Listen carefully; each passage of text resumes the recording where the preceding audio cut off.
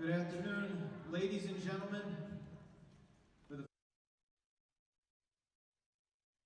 Gloucester, welcome Gloucester. It's good to have you guys tonight in the Pilgrim Academy. Kevin Esposito is going to do the starting lineups, and Nate Storr is going to start the night off in prayer.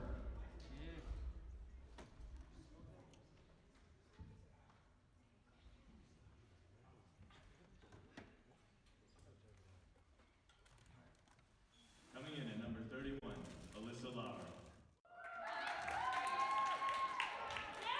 Coming in at number 20, Haley Cabela.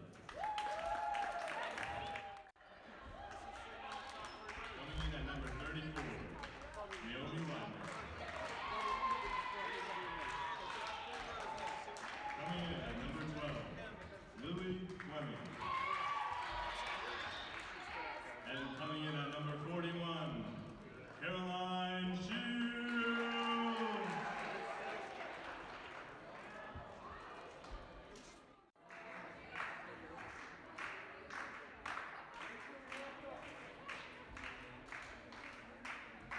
Coming in at number 10, Emily Britton. Coming in at number 14, Najira Cotman. Coming in at number 30, Abigail Colchin. Coming in at number 35, Kendall Ireland. And coming in at number 21, Eliana Remlai.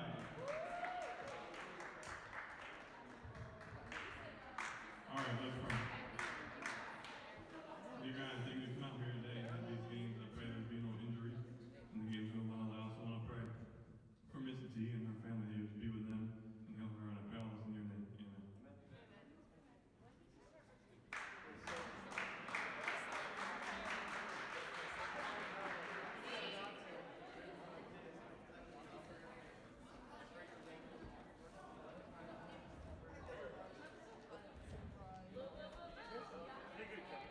They're all coming in for landing.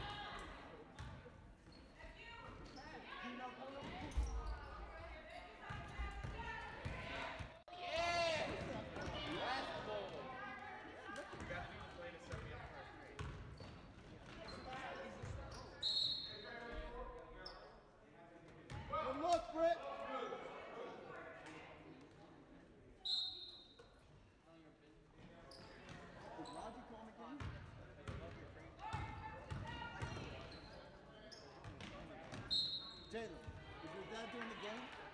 Huh? Hey, he's doing the clock. Oh, he's doing the clock?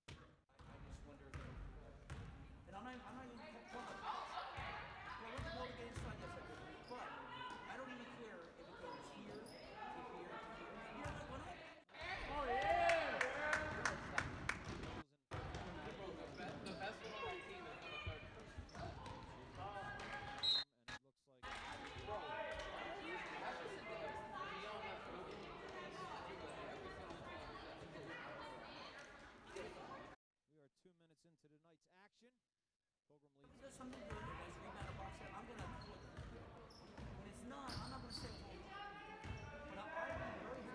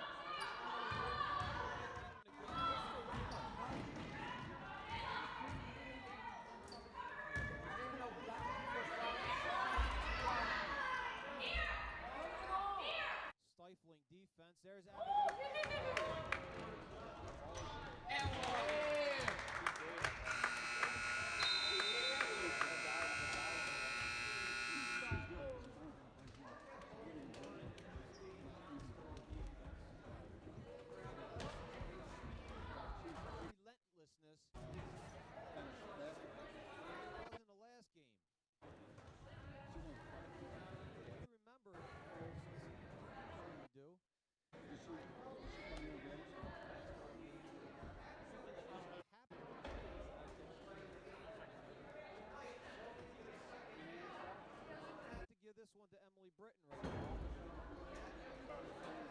Lockett is putting her.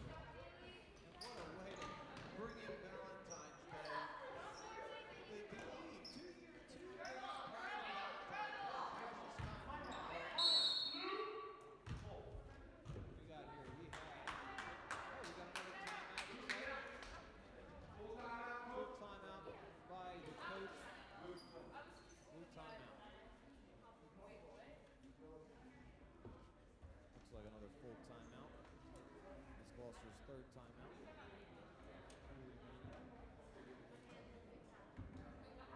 And what a perfect time to mention a little commercial for Superior Automotive. Superior Automotive here to take care of all your automotive needs. CEO Frederico Schreiner. Superior Automotive. Your car, our business.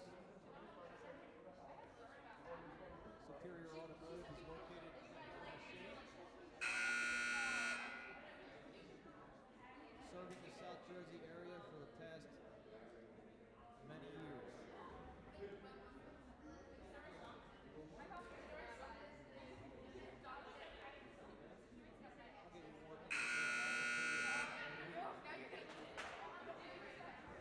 For our next commercial break. But until then, we're back with 5 minutes and 10 seconds remaining in the second half. Pilgrim Academy leads 10-2.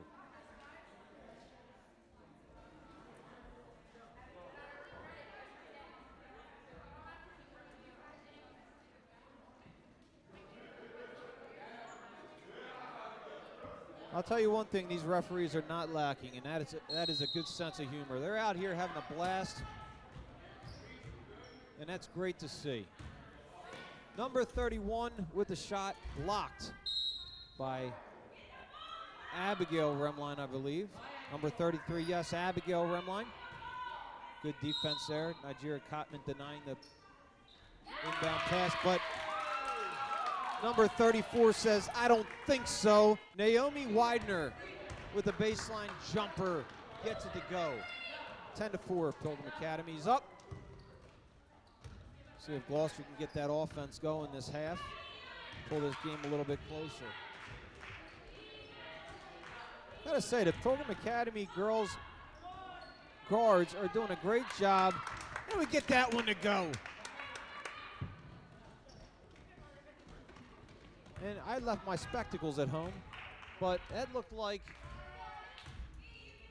Abigail Colchin or Abigail Remline. Either way, it was an Abigail, so you can't go wrong there. Number 41 gets a nice look, kicks it out to number 34.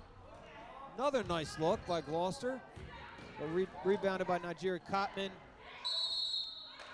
And it was great hustle, as Coach Remline says from the bench, but it results in a traveling violation. Nigeria, only a freshman, doing a great job, had an awesome middle school career. Number 20, and there she is again, number 20, Haley Cavelli. And here I sit telling you that Emily Britton or Abigail Colchin could be the player of the game, but Haley Cavelli has something to say about that. She has brought her game tonight. So she's getting there. I'll tell you right now, if Gloucester wins, she will probably be the player of the night. Nonetheless, she's having a heck of a night. Gloucester's offense is actually looking like they're coming alive a little bit, working the offensive boards. There's Cavelli again from the elbow, not to get it to go this time. That top of the key looks like her spot. Gloucester's out playing a strong defense. Number 12 with a steal, not able to get the layup to go. Number 12, Lily Fleming, adding a lot of life for Gloucester. Just not able to get that layup to go. Coach Remline sees that her team must call a timeout right now to slow things down, to get her team's head back in the game. 12-6, Pilgrim on top.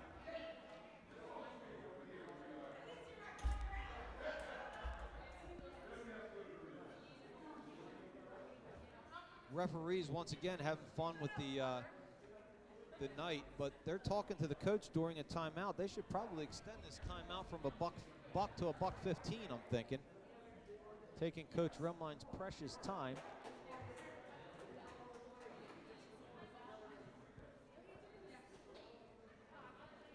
Pilgrim up 6.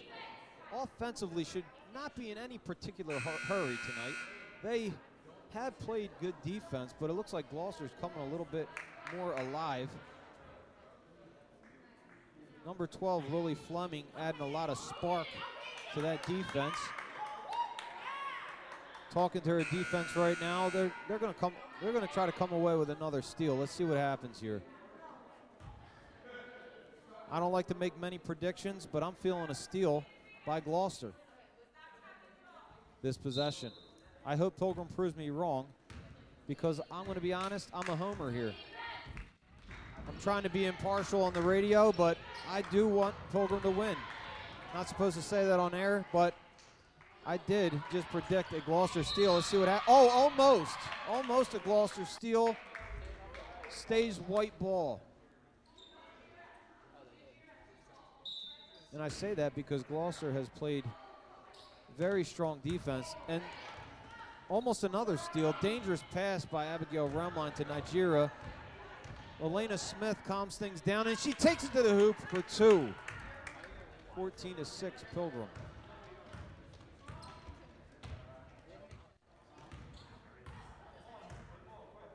Pilgrim still has 0 team fouls with 2.5 minutes remaining. Nice drive there by number 12, Lily Fleming, hustling back on defense. This girl, she's a hustler, this girl, number 12.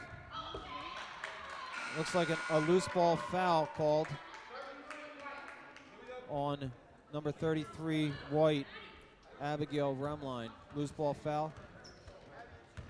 Far from the bonus at this time in the game. We have 1 foul for Pilgrim. 6 fouls to give. And there she is again, number 12. Number 12, Lily Fleming, has definitely had a great half. She's hustling all over the court. And playing great defense is Lily Fleming. Hopefully for Gloucester's sake, they can feed off of Lily, because Lily is pouring her heart out onto the court. We have 2 minutes remaining in this game, 14-6 Pilgrim. Eliana loses control, but it goes to Elena Smith. Nigeria Cotman at the top of the key, trying to keep the bank open late tonight, not able to get it to go. Abigail Remline off the mark to Abigail Colchin, who misses the layup. There's Naomi again with a mid-range jumper, not able to get it to go. Oh my dear, what is going on here? We got a, oh my, we got a jump ball. I didn't know whose ball it was. It was white, it was blue, it was white, it was blue. I felt like a yo-yo there. Duncan, just call me Duncan. We got an inbound pass here by Elena Smith. And another timeout. Timeout blue. Timeout blue. I feel like that's, actually, according to my stat sheet, that's their 4th timeout tonight. So they are okay. I didn't know if we were going to have to go Michigan Wolverine on them and give them a technical. But we're okay here with a 1.5 minutes left to go. We have 14-6 ball game. Pilgrim leads.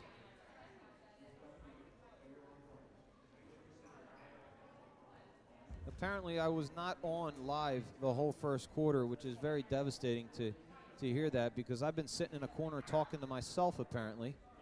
Hopefully I'm on now, or maybe for your sake, hopefully not.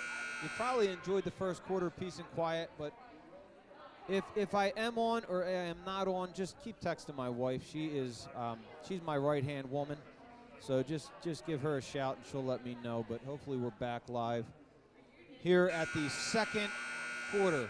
Connor Storr gives me a thumbs up, tells me we are good. Thank you, Connor. 1 minute 22 seconds remaining in the second quarter, or we'll call it the second half, because these girls are only playing 2 quarters. 14-6. 14-6 is the score. Looks like a full court press here by Gloucester, trying to muster up some points. Number 12 again playing strong defense. Lily Fleming looking to create a turnover, and she does. Lily Fleming looking for the jump shot at the top of the key, not able to get it to go. But there's Lily Fleming again. I might even have to give her the game ball for Gloucester. She's poured it out on the court tonight.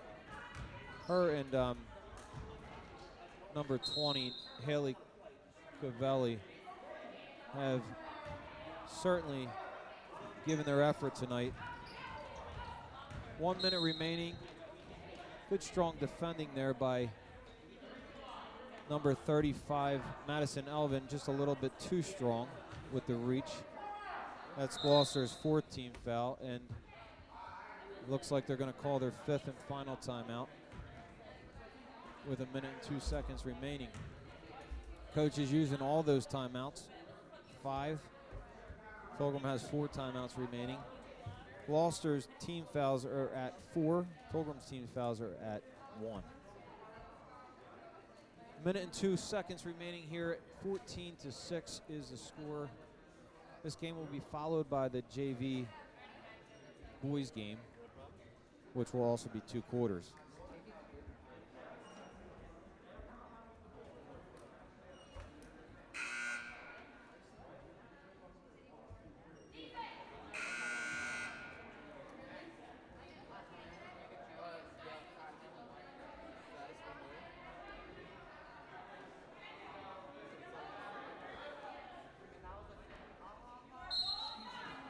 We got an inbound on a full court press by Gloucester, and there is Abigail Remline.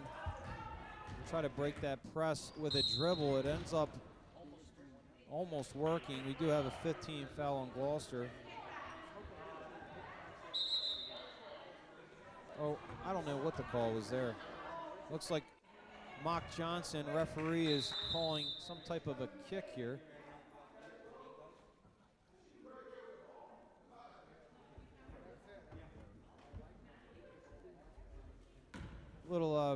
Little discrepancy here on the call. Coach is upset for Gloucester, not happy with something over there on the sideline. Number 43, Siriana Forbes, 2. Nice ball movement by Gloucester. Number 30, Emma Kajuk. But there's another offensive rebound, and number 12, Lily Fleming with another bucket and the foul. That's the 6th Gloucester team foul. Next foul, we're going into the bonus. 30 seconds remaining, 14-8. Maybe too little too late for Gloucester, especially with no timeouts remaining. They may want to look to foul here, being down 6 points. Looks like they're just going to try to go for the steal, but if they foul them, they do put Pilgrim on the line. They do get the steal.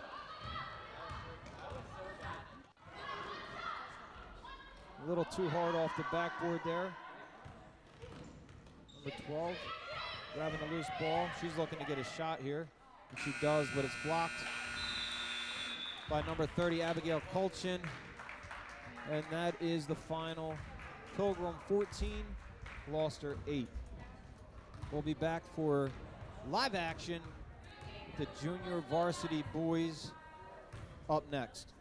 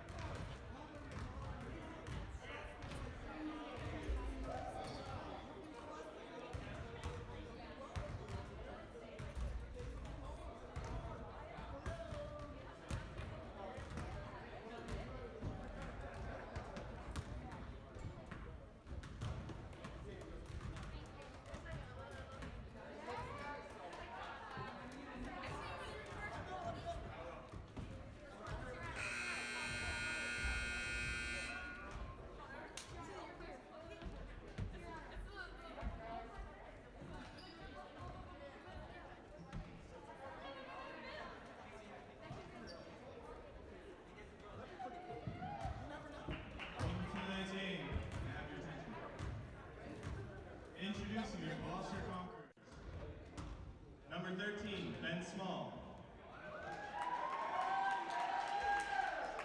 Number 32, Levi Loman. Number 15, Robert Van Noe. Number 12, Curtis Elvia, sorry. Number 14, Isaiah Elvia. And now, your Pilgrim Pioneers. Ben McMahon, number 15.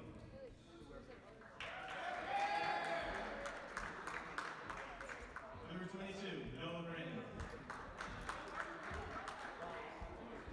Number 4, Nate McMahon. Number 3, Bob Tran. And coming in at number 20, Kevin Esposito!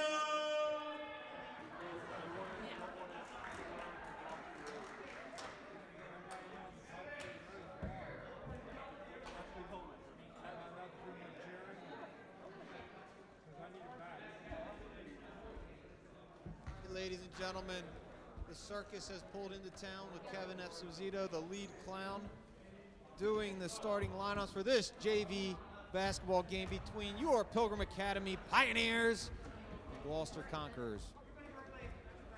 We're going to be playing 2 quarters tonight. All team fouls, timeouts are the same for 1 half in the game of basketball. 5 timeouts, 17 fouls, 10 is the bonus. Pilgrim Academy is coached by Elijah Cattell and Nate Storr. Let's see if they can bring this team to victory tonight. Coach Paul Meno and Coach Christopher Storr taking the evening off, just getting their minds and hearts ready for the varsity game. They're probably back in the meeting room right now trying to figure out a game plan to beat the varsity guys from Gloucester. But until that time comes, we're here to enjoy ourselves with another junior varsity game. As Kevin Esposito stated, we have the starters for the Pilgrim Academy, Ben McMahon, the McMahon brothers, Benjamin and Nate McMahon, Noah Britton, Kevin Esposito, and Bob Tran. For Gloucester, Ben Small, Levi Loman, Robert Van Note, Curtis Elvin, and Isaiah Elvin. Ball is inbounded by Gloucester. This time, this JV game, the ball is inbounded by the visiting team, as it's supposed to be. In the JV game, for the girls, we saw that the inbound was played by the home team, which should not have been the case. There's Noah Britton with an early steal. Noah Britton, extra confident ball player as a freshman. Looks like he's going to be leading the offense for the Pilgrim Academy boys. Nice ball movement from the McMahon brothers. Benjamin not able to get it to go, but beautiful look by Nate McMahon. Ben rolling to the basket nicely, not able to finish the layup.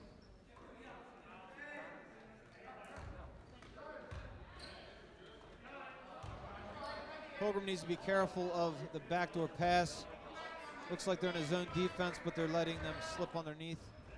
They're leaving that backdoor pass open early. Let's see if the coaches recognize that. Noah Britton running point guard for Pilgrim. Another nice look from Nate, a little aggressive, a little too tough for his brother to handle. Nate is, in this offense, Pilgrim runs, stays at the top of the key. Looks to get his jump shot. He has a beautiful up and under move. See if he can get that going tonight. Good trap defense. There's that underneath look. Nice backdoor cut by number 13. There's number 13, Ben Small, with a nice backdoor cut. Just not able to handle it. And again, Nate McMahon at the top of the key. Bob Tran not being a stranger to the outside jumper. Not able to get it to go. Number 32, Levi Loman, running the point for Gloucester. And there's number 14, Isaiah Elvin, with a jumper from the top of the key. Gloucester in a full court press. It looks like they backed off that press. Or if it was a press, that was way too easy to beat. And they beat it beautifully, as a press should be beaten, with a nice passing game. Ends up in a 2-point bucket by Ben McMahon. easy layup. If Gloucester's going to press, they're going to have to change some things with that press. Pilgrim beat it way too easy. Pilgrim looks like they're in a 2-3 zone. Gloucester with good ball movement. Number 13 set up outside looking for that backdoor pass. Bob Tran needs to be aware of that. Ben McMahon with a rebound. There's Bob again. A little fake, nice little floater. Good look for Bob Tran, not able to get it to go. Bob Tran seems to be a crowd favorite at the academy.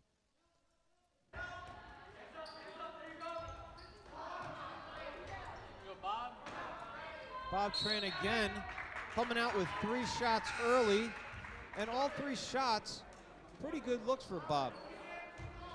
Pretty good looks for Bob, just not able to get it to go.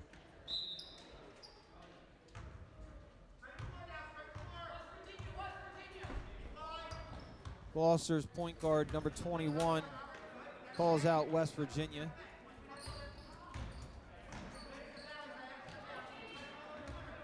Number 21, Shane Bradway, checking into the game. Shane looks like he's got some speed. That looks like a block. Yes, on number 1-5, Ben McMahon. That's Pilgrim's first team foul.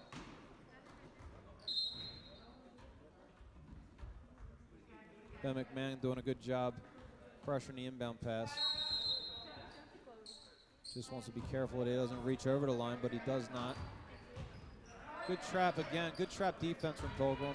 But Gloucester is moving the ball really well here. Nate McMahon being strong with the rebound.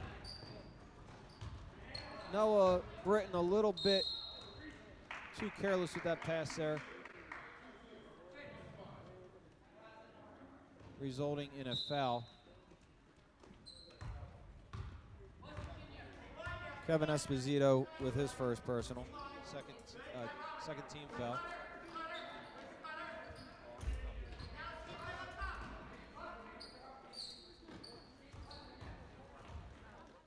And there's a steal by Ben McMahon.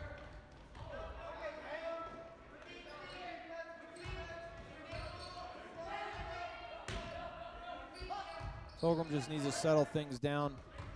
Beautiful pass again by Nate McMahon. Kevin strong to the hoop for 2. Kevin Esposito. He's more than just an announcer for the starting lineups. He is now on the scoreboard for the Pilgrim Academy. Esposito. He must be French.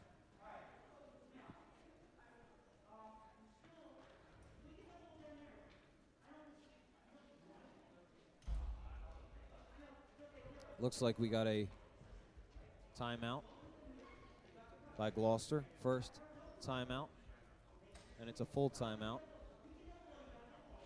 Coach Joe Angerman relentless on his team on the bench. It's a very quiet gymnasium without the spectators, so it's really exciting for me being able to hear everything the coaches say. Except Nate Storr, I'd like to hear him a little more vocal over there, but he does have a mask on in his defense. Hopefully the teams can hear him talking, because the mask seems to be the mask protects from corona. I wonder if it hinders the vocal cords from penetrating the eardrums of the team, but looks like they know what they're doing here with 4 seconds left in the timeout. We're back ready for action. 4-2 ball game here in the first half of the Gloucester County Christian School Conquerors and the Pilgrim Academy Pioneers junior varsity men's team.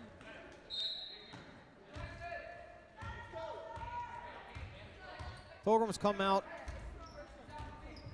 Looks like Pilgrims come out in man defense. There's Noah Britton with a nice steal, picking pockets, and to add insult to injury, dropping the deuce.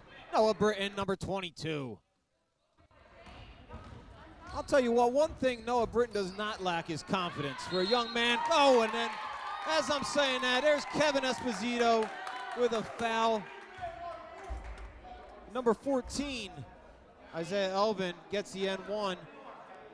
Coach Meno instructing Kevin, if you're going to foul, you got to foul strong. You cannot allow him to get an easy bucket there.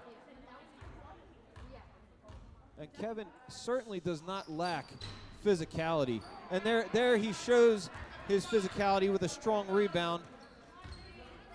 Number 14, Isaiah Elvin, misses the free throw.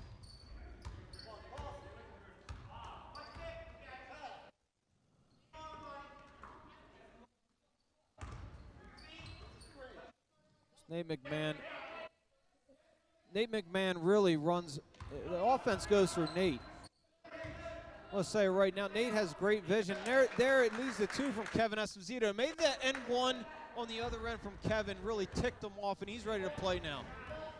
Kevin Esposito is having none of it. He made a mistake, and he's making up for that mistake. That's 2 points for number 20, Kevin Esposito. And he steps strong defensively to cut the number 21 for Gloucester, Shane Bradway. And Shane is certainly a fast player. There he exemplifies his speed with a steal, resulting in a foul. Do we have a foul by Noah Britton? Looks like it. Looks like we have a foul from Noah Britton.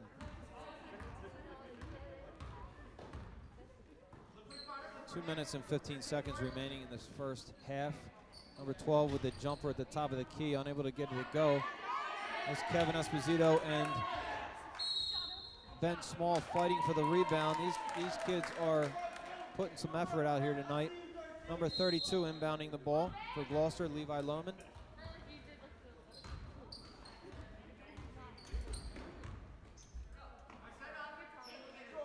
Gloucester's just a little bit tight on offense right now.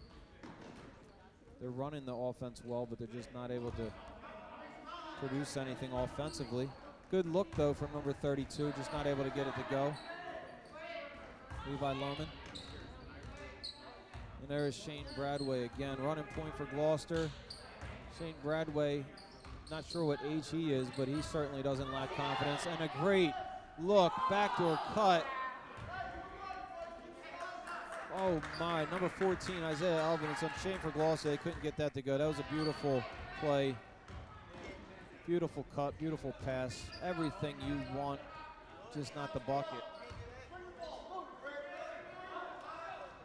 Oh, there, look at silky smooth Nate McMahon for three. My goodness, Nate. That was straight cotton. That was beautiful. That was a big bucket for Pilgrim, extending their lead to 7. And again, these two teams come out ready to play. Jump ball possession goes to Gloucester. Checking into the game for Gloucester, number 15, Robert Van Noot.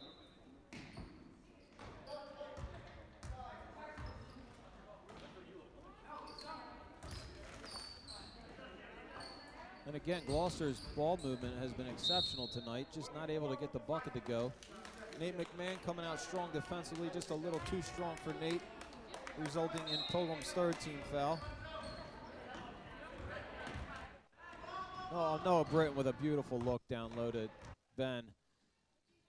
Great pass. And Nate with a beautiful move, just not able to get that to go, but great move by Nate McMahon.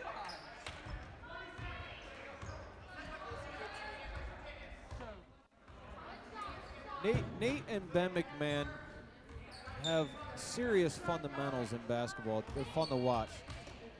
These two brothers, I'm sure, spent a lot of time playing each other one-on-one. Oh, number 14 not able to get that shot to go. That would have been a big bucket for Gloucester, but not to be for Gloucester. That's the end of the first quarter. We have a score of 11-4. Pilgrim Academy up 11-4. I'm going to take this time, in case you missed me the first half of the girls JV game, to recognize Superior Automotive. Superior Automotive, your car, our fix.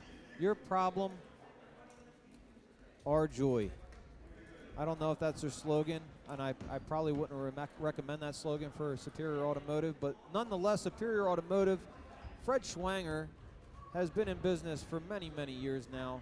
Superior Automotive, serving the South Jersey area, Egg Harbor City, and beyond. Superior Auto. You have needs, we'll fix them.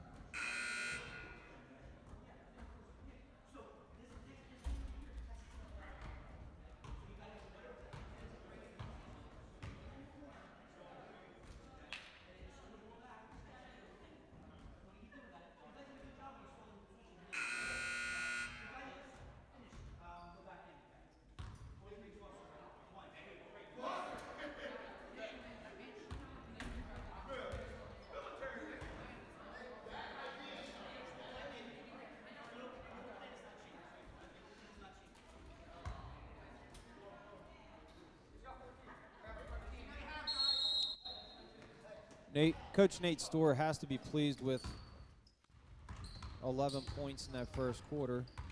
Although I still feel that Pilgrim's left some points off the board. A couple missed layups here and there, but overall they look pretty smooth. Nate trying to get real crazy with that pass. I think he's been watching a little too much NBA, but Marcus with the steal, and Marcus with a pass that just didn't convert on the other end. Energy right away from Marcus. Marcus Tan, number 14, checking into the game for Pilgrim. Number 14, Isaiah Elvins, begging his teammate to swing the ball. As stated previously, Gloucester has had great ball movement, and there's the backdoor cut again. Gloucester able to recognize it. And, oh my, they just can't get that shot to go. Gloucester stepping on the line here. We're going to go white ball. White ball. Again, good ball movement, but Gloucester just short on their shot. See what Pilgrim can offer on the other end. Oh, there's Marcus Tan for the layup, and he gets it to go! Another crowd favorite, Marcus Tan, with his first 2 points of his JV career. Kevin Esposito coming in like he's George the Animal Steel eating a turnbuckle. He's going pounding on his chest. Pilgrim Academy's hyped up here for Marcus Tan's first bucket of his young career. If that don't fire you up, I don't know what will. Marcus Tan for 2. Gloucester looking for a steal there, not able to possess. Pilgrim ball. 6:15 remaining. The score here is Pilgrim Academy 13, Gloucester Christian 4.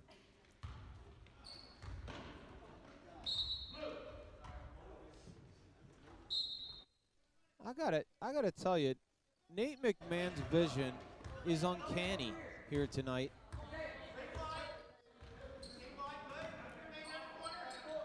Really, really good vision on the court, Nate McMahon. Beautiful take by number 21, Shane Bradway. Shane Bradway has played a great game tonight. Looks like Gloucester's coming a little high on a half-court press maybe, but Pilgrim's passing is too strong tonight to overcome any pressure from Gloucester. Gloucester cannot stop Pilgrim's passing game. Very unselfish play from Pilgrim.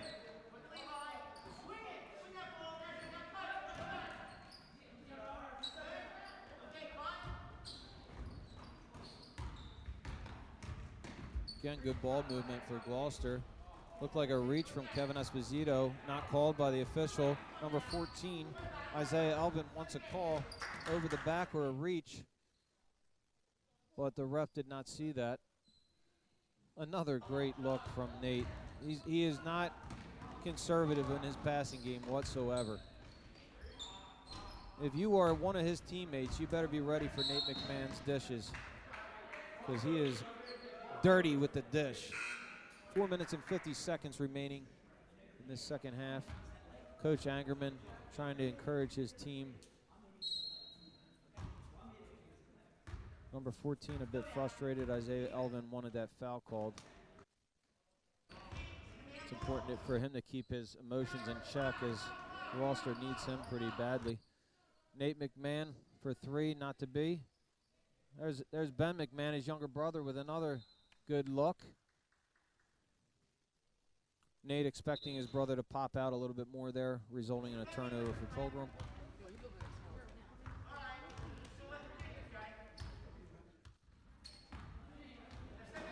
West Virginia's the call again. Looks just like a simple motion offense from Gloucester. Pilgrim coming out in a zone defense. A bit confused on where they're supposed to be defensively. And again, we see Gloucester with good motion. Not a backcourt there as it was touched by Ben McMahon. Good motion from Gloucester, just not able to result in any points. Another great look. Great pass by Ben McMahon. Unable to finish is Kevin Esposito. But those McMahon brothers really have great vision on the court. Great take by number 21, Shane Bradway. There's Noah Britton. Noah Britton for three. Noah Britton, I was just about to say, we need to see Noah get active in this offense because he is a great shooter, especially beyond the arc. And no sooner than it crossed my mind, there's Noah Britton, flowing like a bottle of Drano. I'd like to see more of Noah on the offensive end. And Coach Angerman calling a timeout quickly with 3 minutes remaining. Gloucester, number 32. Levi Lohman able to hit that three. That was a big bucket to keep this game a little bit respectable here. Plenty of time left. 16-9 is a score. 3 minutes remaining. Full timeout called by Coach Joe Angerman. Gloucester's second timeout. Both teams far from the bonus. Pilgrim's 3 team fouls and Gloucester's 2 team fouls. So there's many fouls to give in order to get them to the line. Whatever team's up, it looks like Gloucester is going to need to start fouling at some point here, but it's way too early to be thinking about that. I don't think Coach Angerman's drawing up a play to foul right now. I think he needs points. And Gloucester has had everything on offense but the points because they've had a lot of good looks, a lot of good movement off the ball, a lot of backdoor cuts, just not able to get it to go. We'll see if they can start getting hot here the second part of this second quarter. It is white possession. Pilgrim just needs good looks down the court here with a 7-point lead. They just need to be smart with the basketball, not turn the ball over. Gloucester comes out in a full court press, but as we've seen all night, Pilgrim's just easily beating that press. Izzy Booth checking in the game. Izzy Booth, great to have Izzy back on the Academy's team. Izzy Booth, number 0, checking in for the first time tonight.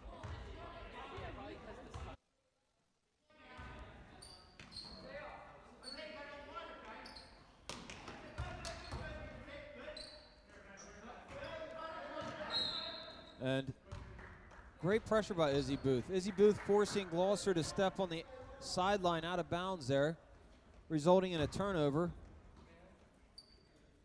Gloucester cannot afford any turnovers at this point in the game. They really need to protect, both teams need to protect the basketball. Pilgrim keeps this game simple right here and just works the ball around. They should come out with a win. Well done by Kevin, kicking the ball out there. And Ben McMahon with a shot, but Kevin Esposito hungry for the offensive rebound. Izzy Booth unable to get it to go. Good to see Izzy take that shot.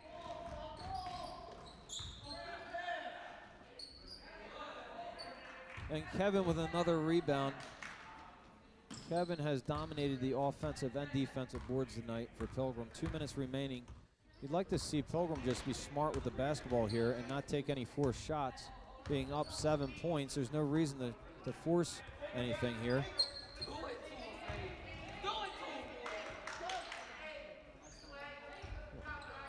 That was an ill-advised pass by Nate. That's where that aggressive passing can get him into trouble, especially this late in the game. But you got to commend them for the vision. Just protecting the basketball is key at this point in the game. Pilgrim probably could run this clock out on offense if they wanted to just work the ball around and force Gloucester to foul, but instead it results in a turnover, and Gloucester not able to get the first shot to go.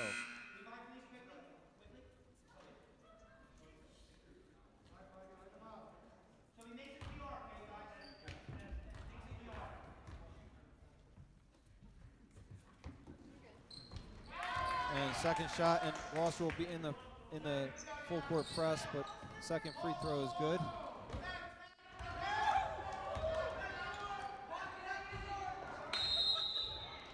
Izzy Booth unable to hold that ball, but Pilgrim has to protect the ball here.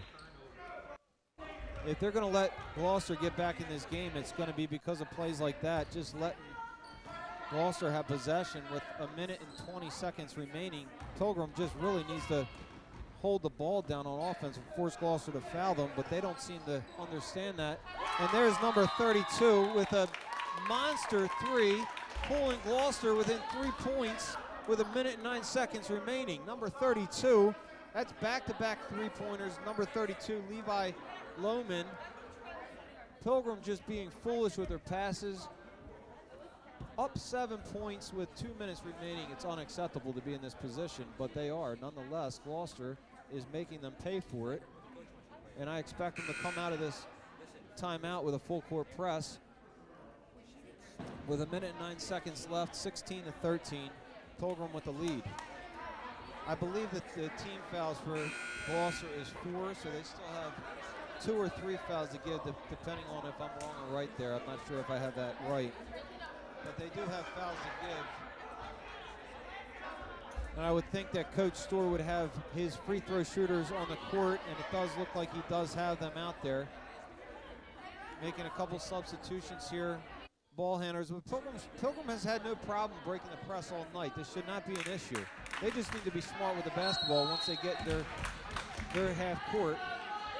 And again, Pilgrim seems to break this press fairly easy, and looks like coming out of the timeout, Pilgrim seems to realize, let's just slow this thing down and make them foul us. Gloucester coming out with good pressure with 57 seconds remaining. Nate McMahon gets it to his brother, or Ben McMahon gets it to his brother, and it is a steal by number 21. What do we have for a call here?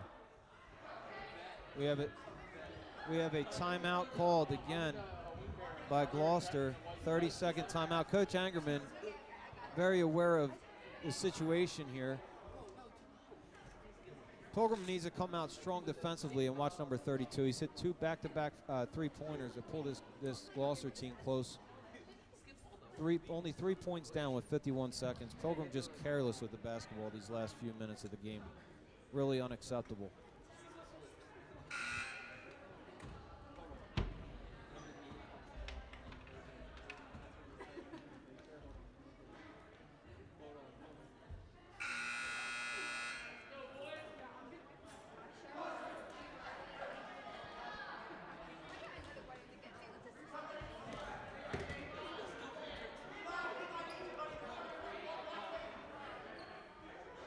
Okay, Pilgrim coming out with some pressure defense.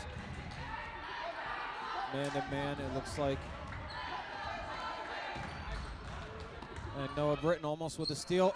And almost with a steal there with Noah. But Gloucester maintains possession with 40 seconds remaining. Bradway with the ball for 3. And he hits it. Knotted, 16-16. Are you kidding me?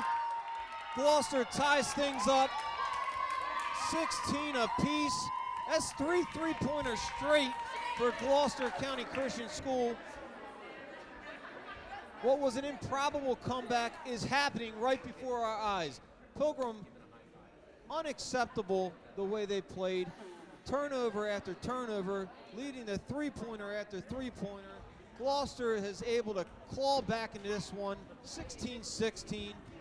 What are we going to see this next few minutes? This is an unbelievable game. What's Coach Nate Storr have drawn up for his team these last few Hey, I'll tell you what, these referees, they might be getting paid, but I can guarantee you one thing. They wouldn't rather be anywhere on a Friday night. Is it Friday night? I don't even know what night it is. Friday night than right here in the Pilgrim Academy Gymnasium. We're not allowed to have spectators, but anyone in this gym right now watching this game just got a free ticket. Hello, ladies and gentlemen. We are live. Tie game 16-16. What more could you ask for? We don't have fans, but Gloucester girls are making a little noise. I'd like to hear Pilgrim girls make some noise. Good thing for Pilgrim, it is their possession. It may come down to this last possession for Pilgrim. First and foremost, they must protect the basketball here. 30 seconds remaining.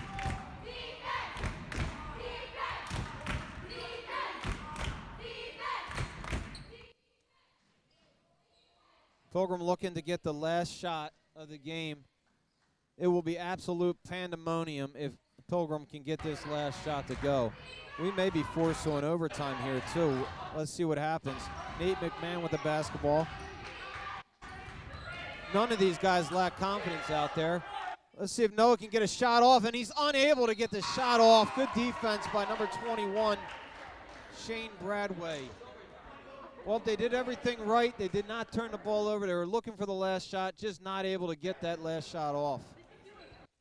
My goodness, we're going to go 2-minute overtime here. 2-minute overtime. And Gloucester, who had no business coming back into this game, has clawed and scratched and worked their way into this game. If Gabe Kapler was their coach, he'd be awfully proud right now. Just scratching and clawing, just scratching and clawing. 2 minutes remaining here in the junior varsity basketball game.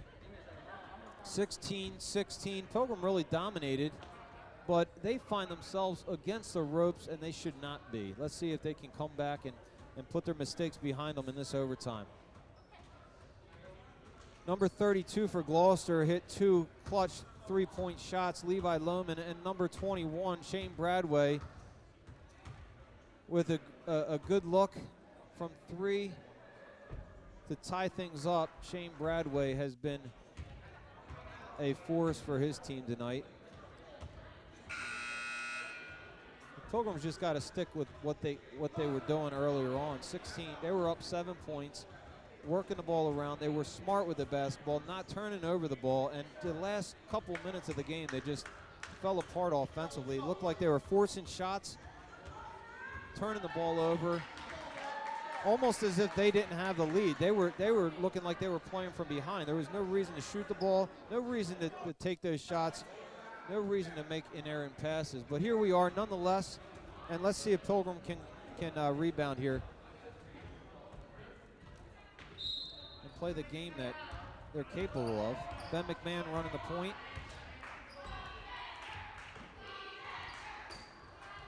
Out to Noah Britton. Noah Britton down low to Kevin Esposito, who kicks it out to Ben McMahon. There's Noah Britton. Noah Britton open at the three-point, but he elects to shoot at the top of the key. Able to get the loose ball is Ben McMahon hustling. Nice job by Ben or Kevin. I'm not sure who grabbed that. But great job. Great hustle to keep that play alive. Good look underneath from Ben to Kevin, and Kevin using his body nicely, drawing the foul. That's the 4th team foul for Gloucester. Nate McMahon, oh, good look from Nate. Just not able to get it to go. That's his shot, though. No complaints with that look from Ben, or Nate.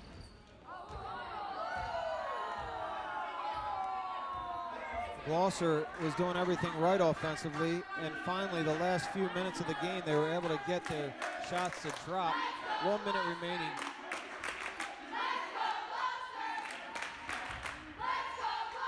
Oh, great play by Kevin Esposito. That's a jump ball on the block. Great defense by Kevin. Gloucester still has possession as the jump ball goes to Gloucester possession with 54 seconds remaining. Kevin again. Kevin again. Great defense by Kevin Esposito. Kevin don't want to lose this game.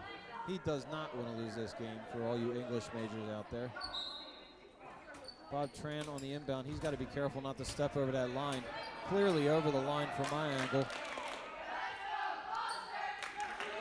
And there's the open look.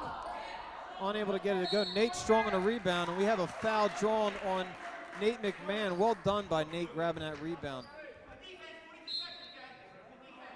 Three-pointer no good by number 21, Shane Bradway. Noah Britton brings the ball up for Pilgrim with 37 seconds remaining. And maybe looking for that last shot again for Pilgrim. A nice backdoor pass. And Noah Britton denied by number 14. Great backdoor cut by Noah and a great look by Nate. But the block by number 14, Isaiah Elvin. Both teams coming out with 12 seconds left, hungry for this win. Oh, off Gloucester. Pilgrim ball. Shane Bradley looking to get a shot off. The dribble goes off his foot, out of bounds. Possession Pilgrim with 6 seconds remaining. Pilgrim calls, or Gloucester calls a 1 minute full timeout. 6 seconds remaining.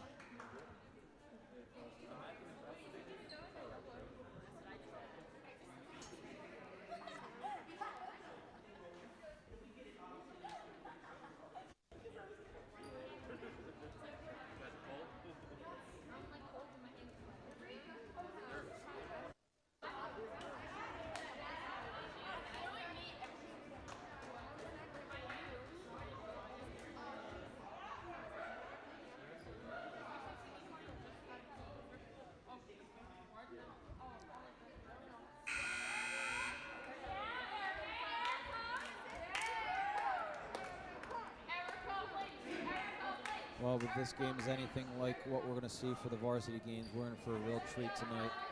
Great game between our junior varsity boys here. Pilgrim with the possession, 6 seconds left in the game. Inbounded by Nate to Noah. Noah looking to Bob Tran. Bob Tran from long range. Oh my goodness. Bob Tran with the 3 for the win. I don't know if that was a shot they were looking for, but either way, he took it. From my vantage point, it looked like it was going in, but it was hard off the glass. I'm not sure exactly what's going on here. I'd hate to see anyone end in a tie. That just can't happen. So we have to go to some sort of overtime here, double overtime for these boys. They've worked way too hard. Tonight is senior night.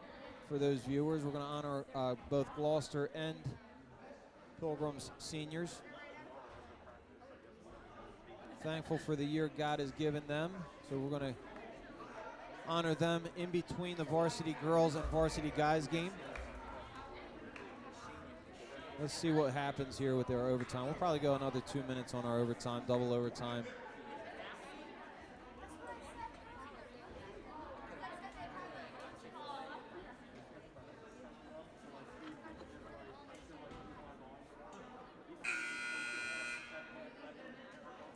Pilgrim's offense has run dry. Not a single point in overtime.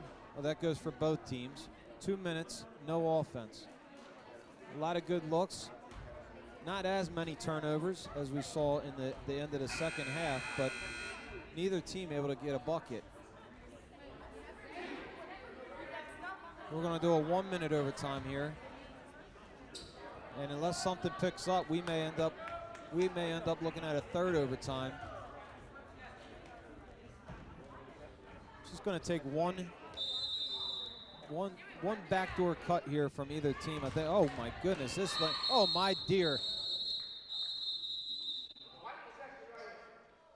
What do we see there? My goodness! We look like the Red Sea opened up for Ben McMahon, but I guess the whistle was never blown to inbound it. There's the hard whistle by the official. Looked way too easy to be true. Ben McMahon was like, are you kidding me?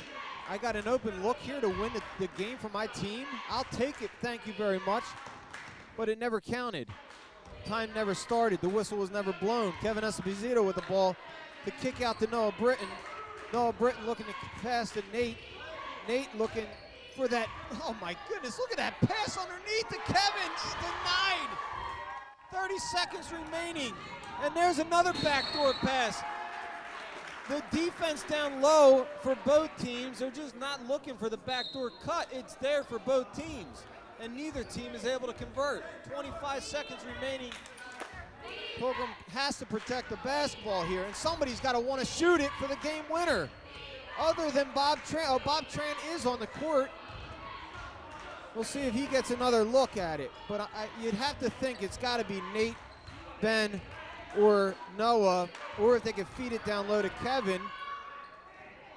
Ben trying to draw contact. Ref does not blow the whistle, and that 1 minute is over again. Nobody scores. And it looks like we're going to just run it back, the ref says. We'll skip the timeout to meet. We're just going to play. Maybe not. Your guess is as good as mine. Looks like Coach is calling it. Looks like Coach Storr's calling it. Looks like the referee's calling it. That looks like a moral victory for Gloucester, if you can believe it. I don't believe in those, but they had no business coming back in that game. They did. 3 3-pointers at the end of the game. Inadvertent passes from the Pilgrim Academy. Unacceptable, but nonetheless, it's better than a loss, I guess. My goodness. And as the old saying goes, a tie is worse than kissing your sister. I feel like I just kissed my sister 3 times. That was brutal. I feel absolutely violated right now, and I'm going to turn the mic off and get my mindset for the Varsity Girls game, because I cannot believe, I'm baffled by what I just witnessed. Post-game interview with Kevin Esposito. Kevin, please tell me, how in the world did we blow that 7-point lead? That's just basketball here, Mr. Raymond. But, all I'm saying is, no hate towards my team, but, I asked Coach multiple times to set me up for a 3-point tonight, and I feel like that was really key to win this game. Okay, well, let me stop you before you continue. I hate to disagree with you, Kevin, but are you the 3-point threat on this team? I look at Ben McMahon, I look at Nate McMahon, I look at Noah Britton. Then I see Kevin Esposito. Are you telling me that you should have been the one to hit the 3 to win the game? This is no disrespect towards my team, sir. They're great 3-point shooters. They got an amazing shot. I don't have the chances to really prove myself, but when I shoot, it's water. I just not really put that on display tonight. Not by my own action. It's water. I've never heard it put that way, but thank you, Kevin, for the analogy of water. I've heard it. It's very hydrating, Kevin. Kevin, I heard of it's like butter, it's silk, it's smooth, it's all that, but like water? Okay, maybe Kevin, I got to tell you, let's change the subject a little bit here. Kevin, your heart was in it tonight. You almost had that refuse to lose mindset. Is that true? That's always my mindset. I saw you make one mistake early in the game. You gave the ball away, but from that point on, I know what it was, Kevin. You had the foul that allowed them to get the N1 opportunity. The Gloucester shooter ended up missing the free throw, but from that point on, it looked like you really started to change how you played the game. Is that right? This is true. I decided, really step it up a notch, for my team, more importantly for the Academy's reputation. Well, Kevin, thank you for your input. I'm proud of you nonetheless. It's always better to be a pioneer than not a pioneer is always my motto. Until next time, this is Charlie Boehner reporting live in Pilgrim Academy Gym. Kevin's last comment.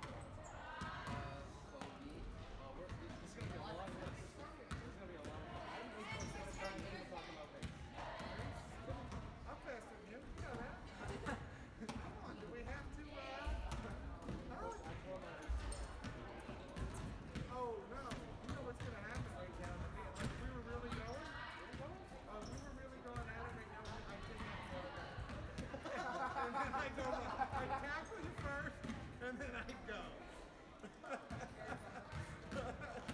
We did a 2-for-1. You're in there with the surgeon anyway.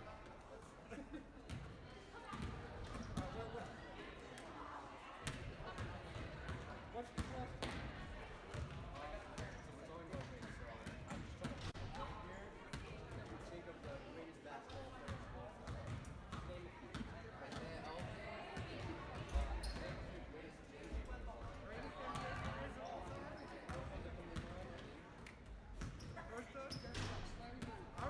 Honestly, I was going to say Larry Bird. No, honestly, I was. Even before him.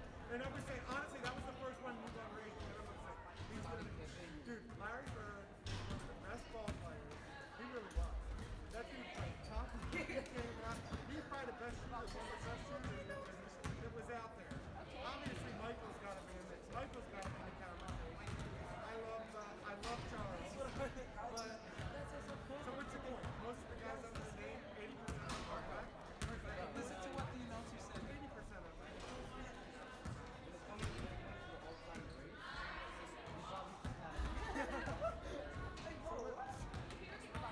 Bro, only I'm doing this up to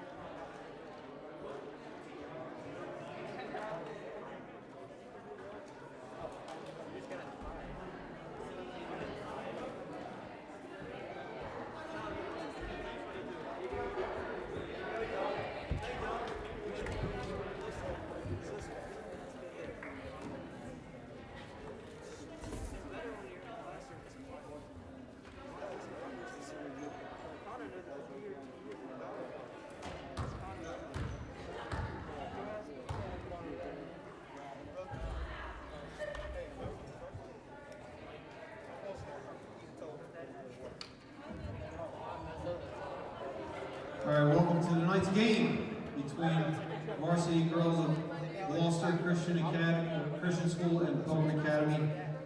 Now to the starting lineups, and Elijah Kittel will pray.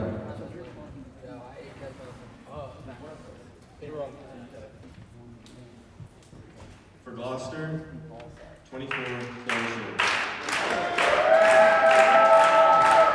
22, Angela. 25, Cassiano Dupree. 22, Isabella Dupree. 21, Kimberly Russo. And now for your Lady Mike. Number 1, Mackenzie Smith.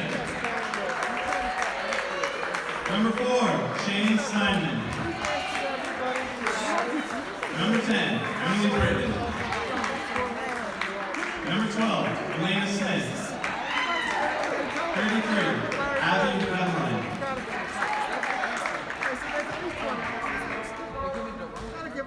Let's pray. Dear God, just thank you for the game of basketball, and thank you that Gloucester had a safe travel here. Just please continue to keep the players safe throughout tonight's games, and just have Gloucester have a safe trip back home, and have the play to be honoring and glorifying to you. In Jesus' name, amen.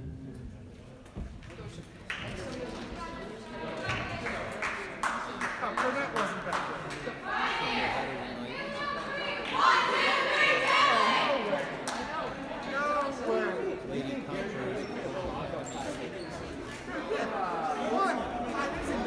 He doesn't even know how to get on the pool, all right? He thinks the ground, the world is flat.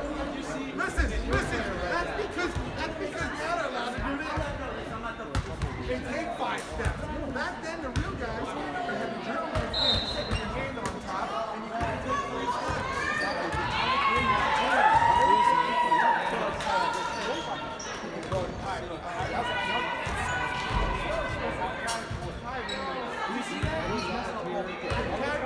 Listen, you want to know Kyrie? I had you up here and have fun. There you go, Kyrie.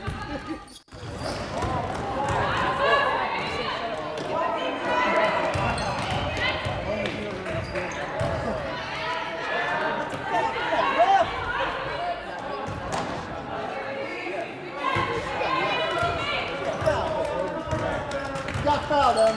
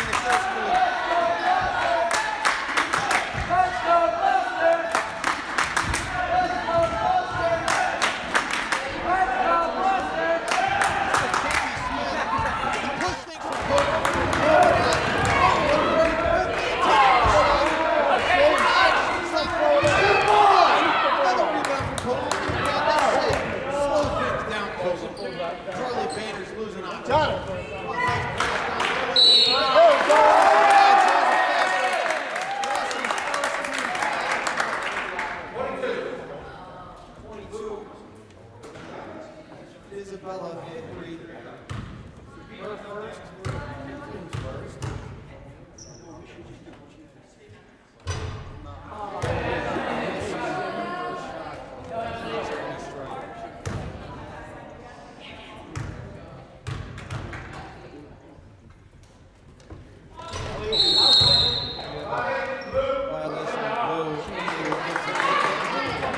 Opportunity to make it right.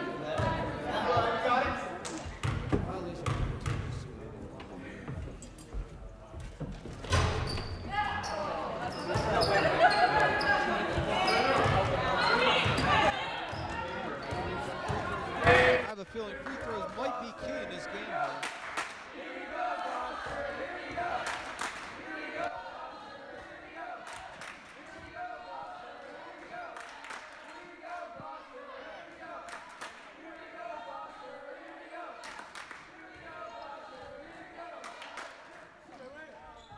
Number 42 looking for the foul there.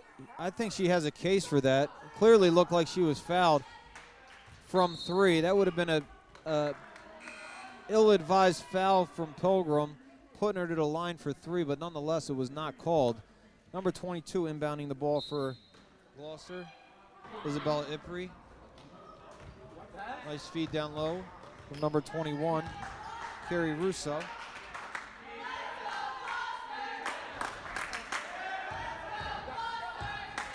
Elena Smith looking to push the ball.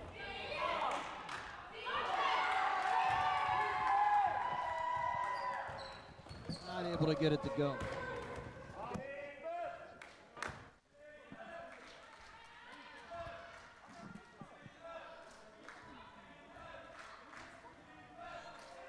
Two minutes remaining in this game. Chloe Shields firing up another three-pointer.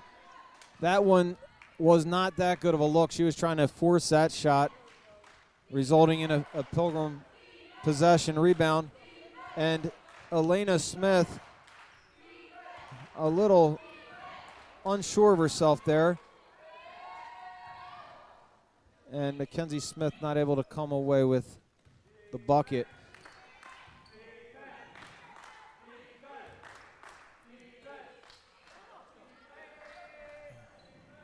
There's number 42, not afraid to shoot.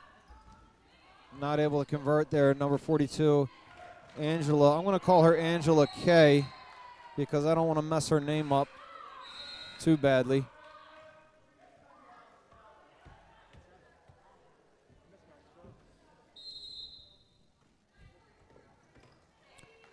Elena Smith with a good look. We're going to call that a pass. Because we're the home broadcasting team, we won't say it's an air ball. It looked more like a pass to me. 1 minute and 40 seconds remaining in this first quarter.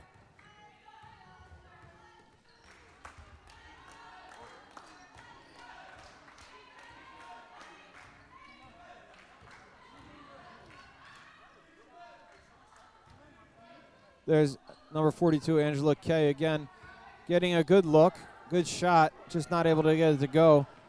Good hustle by number 22 on Gloucester. It's just a little bit sloppy. When one team generates a turnover, they seem to force it and create a turnover of their own. So we just need to slow this thing down a little bit and make better passes. Too many turnovers early on to start this game, this fourth quarter.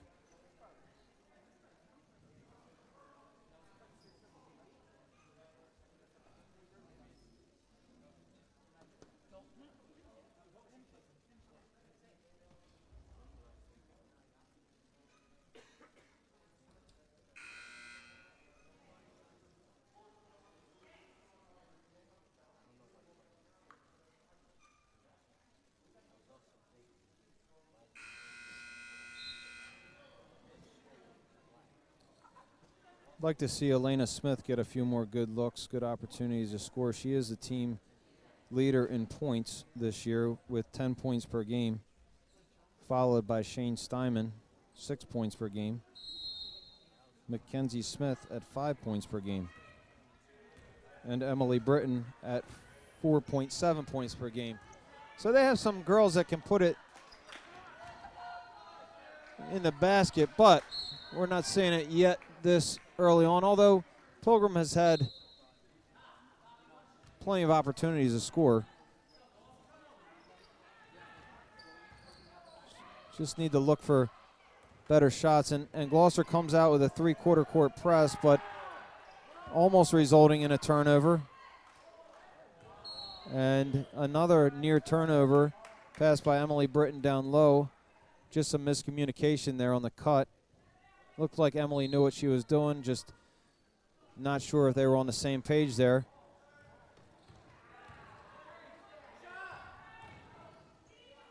That was a strong take by number 4, Shane Steinman. That's what you'd like to see right there. Shane Steinman taking it strong to the hoop, resulting either in points or a foul drawn, resulting in Gloucester's second team foul.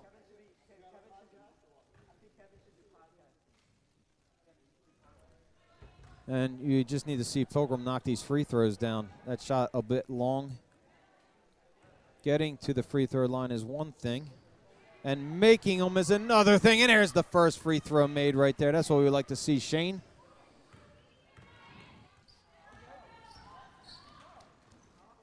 And another steal for Pilgrim. Definitely looking to run here. And a nice look to Shane Steinman for 2 more points. 9-2 is the score. Pilgrim on top. Mackenzie Smith getting down on the floor for this one, resulting in a jump ball. Pilgrim's possession. 6 seconds remaining. 5. Pilgrim needs to realize there's only 6 seconds. Shane does, and she looks to shoot it. She gets it off, but not close. Good job trying to get that shot off, just not close. Obviously rushed with only 6 seconds left. At the end of 1, Pilgrim 9, Gloucester 2.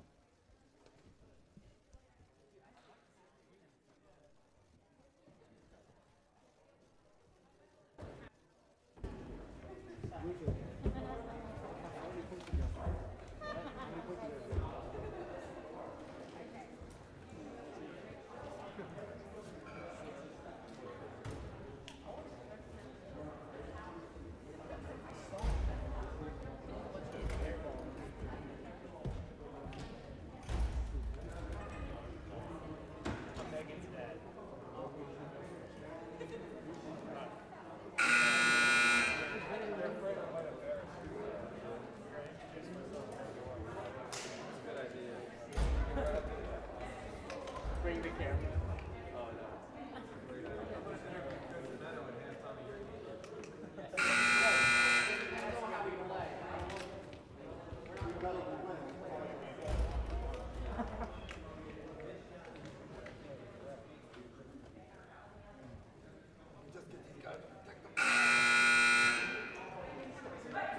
And there's the second horn for the quarter. We are back live to start the second quarter. Pilgrim Academy up 9-2.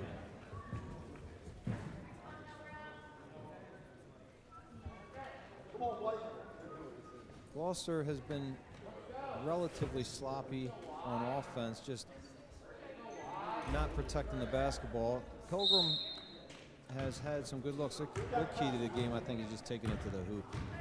I mean, that's what you want to see every basketball player do. Just woman up and take it to the hoop. Strong.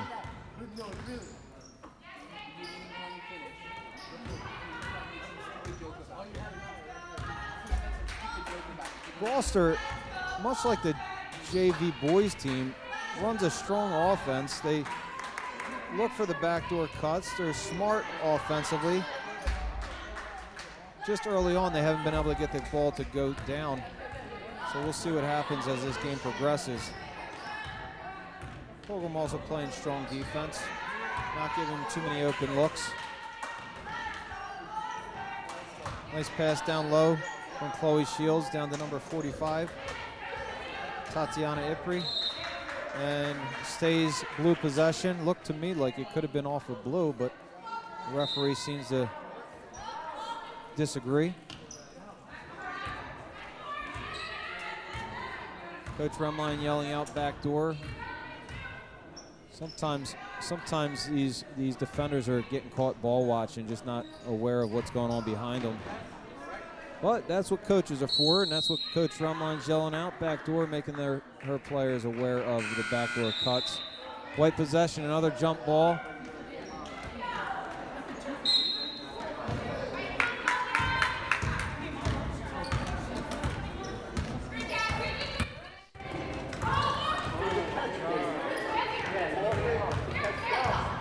Checking into the game is number 31. Eliana Remline.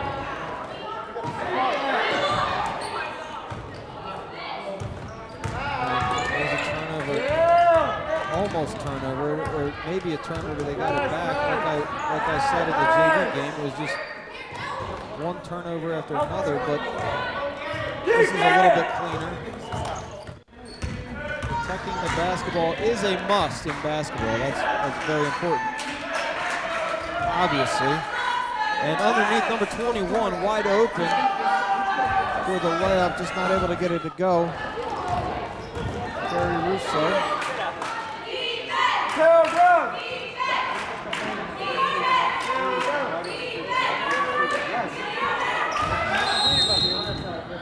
And Pilgrim feeling the pressure there. Coach Remline jumps in and calls another timeout. Full timeout for Pilgrim. Pilgrim just needs to settle down and relax. They seem a bit rattled when they get too much pressure on them. They just need to relax.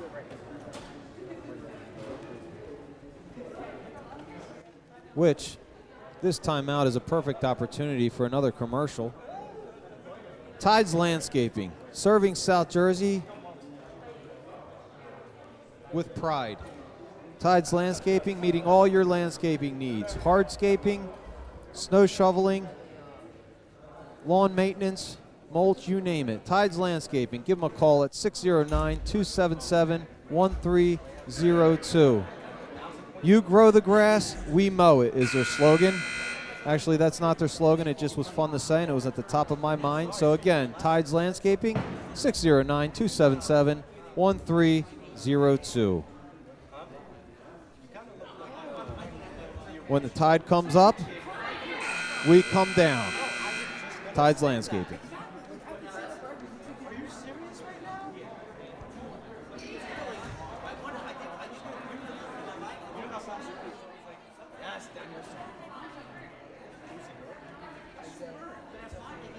And we're back in live action with 5:41 remaining in this second quarter. 9-2, Pilgrim in control of this one. But how much control is the question? We saw what we thought Pilgrim Academy in control of the last game with JV Boys, and JV Boys Pioneers lost complete control of that game. Again, both teams coming into this game 4-1 in the league, so this is a crucial game at this juncture in the season for both teams.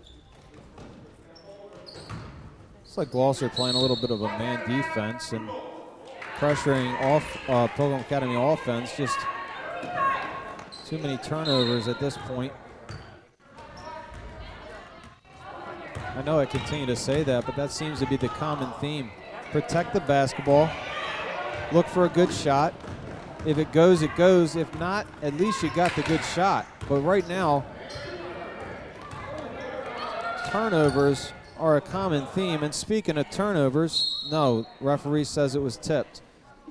No turnover. It is still white possession. And the only one that seems to think that call was right was the referee. And that's the only opinion that matters at this point. So we're not going to argue with him. Unless his partner disagrees, but no, he's going to call it white as well. So it's white ball, white possession. I did not see a tip there at all, but I don't trust my eyes. So I'm going to trust the refs on that one. Mackenzie Smith looking to get some penetration, unable to. Number 21, Russo, with good defense. It was also a nice screen. It looked like a good screen to me, but they're saying that Eliana's feet were moving, and I'd have to look at the replay on that one. I don't know about that, but either way, it was a good idea. They need to set some screens off the ball and screens for the ball handler, and that was a great example of that, but didn't work in Pilgrim's favor. Mackenzie Smith, again, looking to push things here. Not allowing Gloucester to set up on defense. Maybe that's the key. Just keep on pushing and not allowing Gloucester to set up. And there's a nice bucket from, I believe, Eliana Remline. Eliana Remline with the bucket. 11-2. Pilgrim Academy has a big bucket for Pilgrim. When Gloucester sets their defense, it seems that they do cause Pilgrim to generate turnovers, but one way of preventing that is fast breaking all night long. And if these girls can keep up the stamina, that would be my suggestion, because Gloucester can't do anything about it when they're not setting their defense. A little run and gun tonight would be a nice thing for Pilgrim. Team fouls again. Gloucester 2, Pilgrim 0.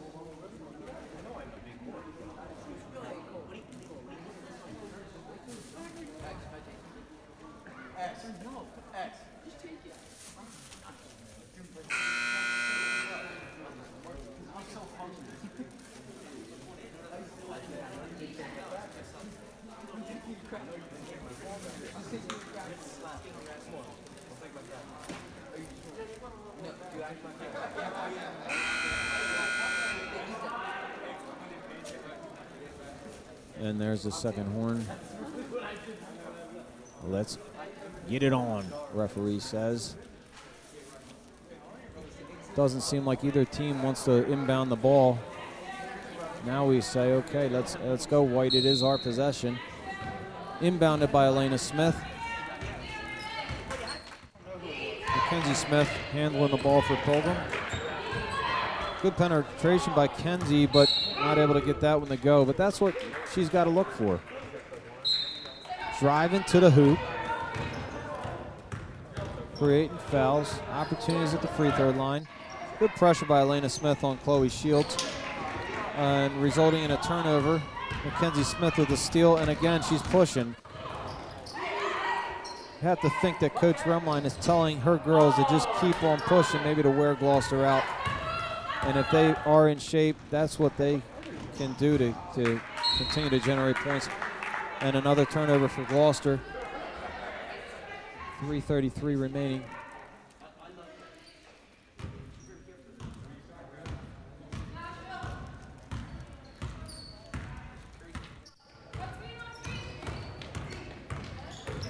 And there's Abby Remline setting a screen, looking to get physical. Emily Britton using her body down low. Well done, Emily Britton, underneath. Playing strong at the low post.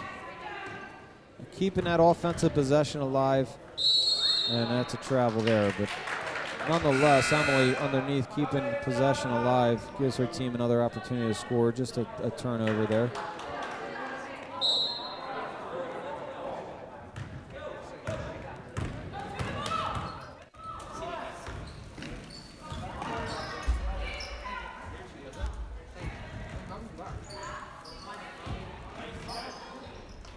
Nice. That was a nice bounce pass by number 15, Anaya Douglas. And I apologize, I was so caught up in the pass, I don't know who finished that. Forgive me for that. I'm still an amateur. I'm the first to admit it. Checking into the game, Shane Steinman. Checking out, good work, good minutes put in by Emily Britton. 2 minutes remaining in this second quarter. Pilgrim has been in control of this one. But again, Gloucester, there's Pilgrim's first team foul. Gloucester has had some open looks, just not able to get it to go, but if they catch fire, look out. 21 is the foul called on. Looks like Eliana Remline. First team, her first team foul for Pilgrim.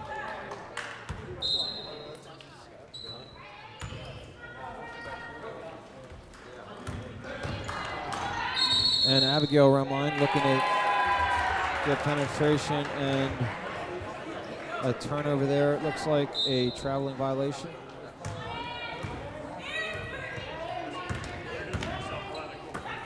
Elena Smith with good pressure on the ball handler, number 42. You know, I don't know if she was fouled that time, but I know she was fouled last time. I'm sitting here right from my living room watching this thing, and I know number 42 was fouled last time. She gets a call this time. So if she wasn't this time, she certainly deserves to be to the line for 3. Shooting 3. Angela Karamasakis. Shooting 3. A little long on the first one. Not able to get it to go. 2 more shots.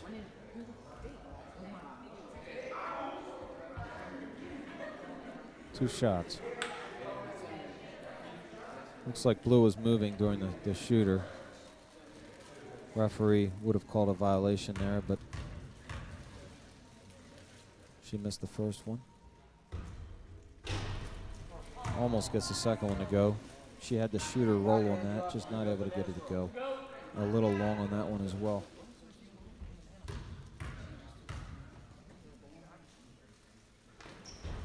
Karamasakis looks like she can be a scorer for Gloucester. She just has been unlucky tonight. She's got some good shots. Very aggressive player. Abigail Remline looking for the short 15-foot jumper. She gets it to go. Nice look from Abby. Pilgrim coming out strong defensively. A turnover, steal by Eliana Remline. Long range 3 from Abigail Remline. Off the mark. And there's Mackenzie Smith. If there's a loose ball, Mackenzie Smith's going after it. I got news for you. Traveling violation by Eliana Remline. Looks confused and baffled by the call. Seems like she disagrees with the official, and I would have to check the replay on that one, but nonetheless, Eliana not happy with the call.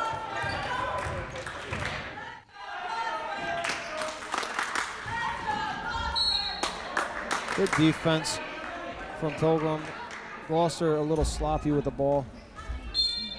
1 minute remaining. A nice look underneath there. Nice look underneath. Number 22, Isabella Ipri, to number 15, Anaya Douglas. Great job by Anaya. Great pass by Ipri. Good looking 2 points for Gloucester. 50 seconds remaining, 13-6. There's the score, Pilgrim on top. Chloe Shields with a steal. Chloe with a pullback, step back 3, and it's a little long. And it's going to be white possession, hitting the old irons on top of the backboard. 40 seconds remaining. Mackenzie Smith not quite having her feet shot on that, set on that one. 27 seconds left. Let's see if Gloucester can get a shot off here. So if they're looking for one shot. Doesn't look like they're slowing things down here. They do get a quick shot off, and White should have another shot to finish the half. There's got to be somebody open down the other end, as Mackenzie had 3 people on her. Chloe with a long 3, but not to go. At the end of 1, Pilgrim 13, Gloucester 6.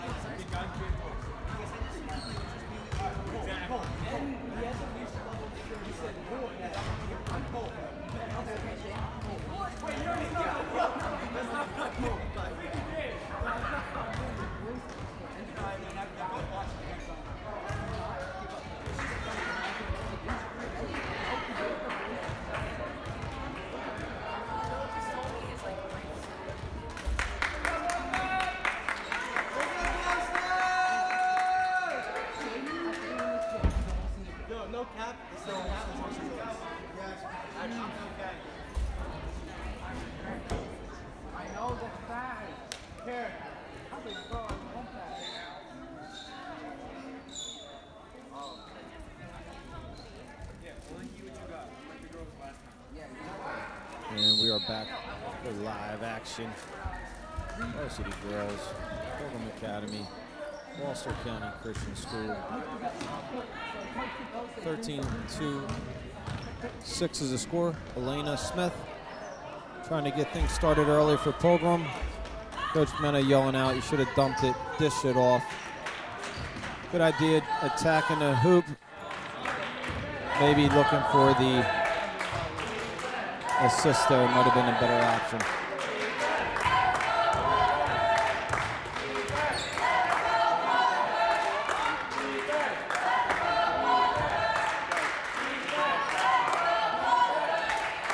Gloucester being very patient here on offense.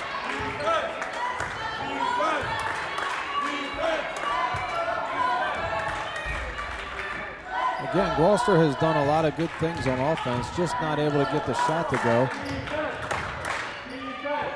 And there is number 42, Angela Kay, again getting a shot. Gloucester able to get the offensive rebound. Pilgrim's got to put a body on somebody there. Speaking of body, looked like a block there, but not getting the call is Elena Smith. Chloe Shields pushing for Gloucester. Maybe they're coming out in the second half, running a little bit more. Off Pilgrim, Mackenzie Smith's foot. Retains possession as Gloucester. Nice inbound pass again, but Emily Britton with a steal, pushing hard. Good job by number 42, Angela Kay, again hustling up and down the court. And Emily again looking to run, slowing it down a little bit more. Number 45, Tatiana Ipri with a good steal and a great pass, just not able to get it to go. Great job by Ipri. And there's another offensive board by Gloucester. Gloucester coming out quick with the first 4 points of this second half.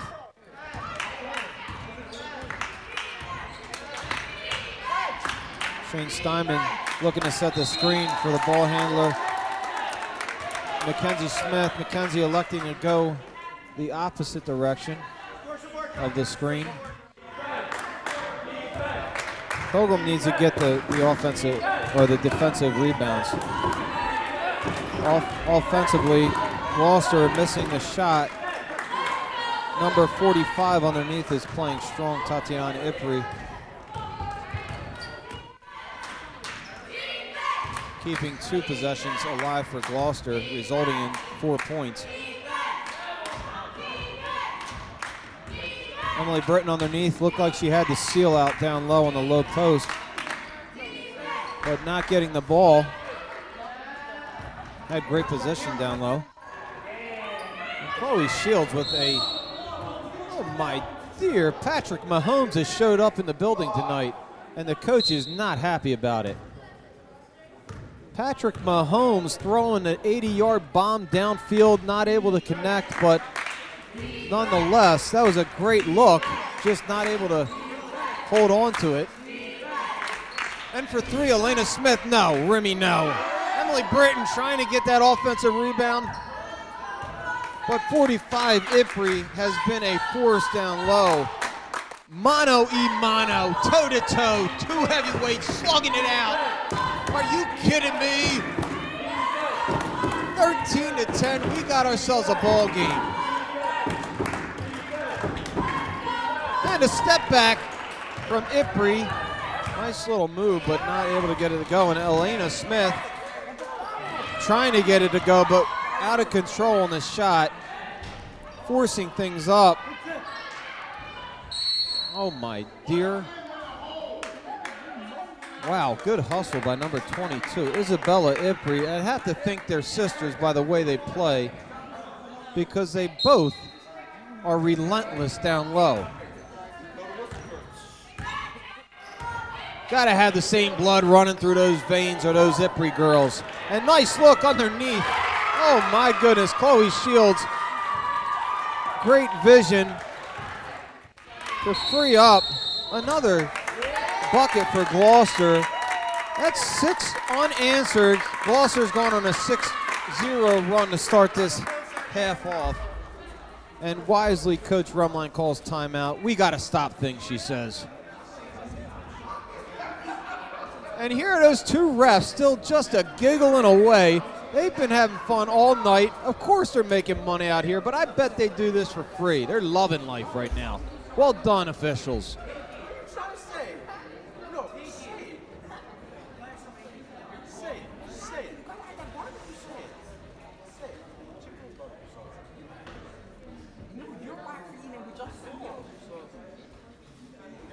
One has to wonder, what are the answers for Pilgrim? You come out at halftime, you got the lead. Coach Storr gives me the beckon to slow my voice down. I get excited in moments like these. My apologies. But you got to do something here. And like I stated before, Coach Rumline calls timeout, a full timeout. She's got to be telling her girls, listen, for one, we got to stop allowing them to get the offensive boards. Number two, for crying out loud, how many backdoor passes are we going to let them get open looks on easy layups? That's 6 straight points coming off of offensive rebounds or good looks by Shields.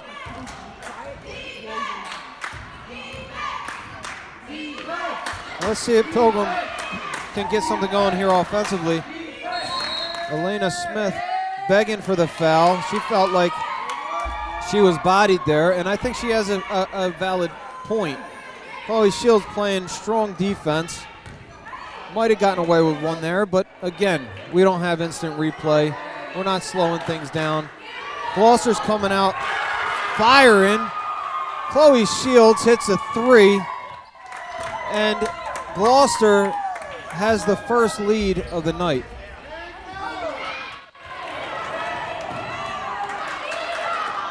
Loose ball does touch the line. White possession, and you'd hope Pilgrim just slows things down a little bit here and gets composure. They'll be fine. They just got to gain composure of themselves. And there's another turnover. That's not going to help them. Gloucester has come out playing strong defense the second half. There's no doubt about that. And they are definitely working hard. Maybe a little pep talk by Coach Bill Capel did them, right? I don't know. But something happened in that locker room at halftime. And there's another 2 points for Gloucester. That is 2 more points for Gloucester. 11 unanswered points. Gloucester on an 11-0 run here in the second half to start the second half. 11-0 run. It's definitely a momentum swinger. Let's see if Pilgrim can gain momentum back here.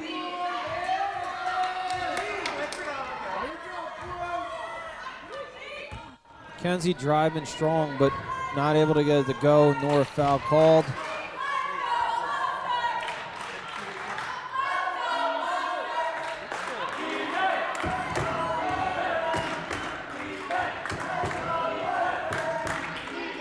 Both schools cheering each other on. And that is something Pilgrim had to have there, is a Gloucester turnover. Now they need to get something going on the other end. 2 minutes remaining in the third quarter. They're desperate for a bucket.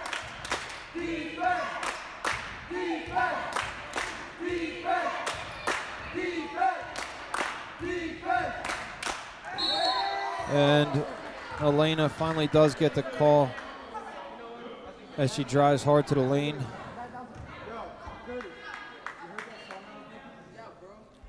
Number 45, Tatiana Ipri, and number 10, Emily Britton, are fighting strong for position down low. You got to think Gotta think Emily can free herself up for a layup there. We had our first COVID warning. No high fives.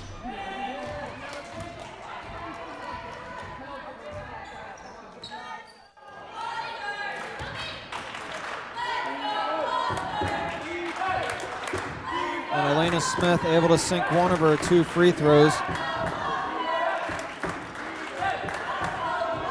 Cutting the lead to 3.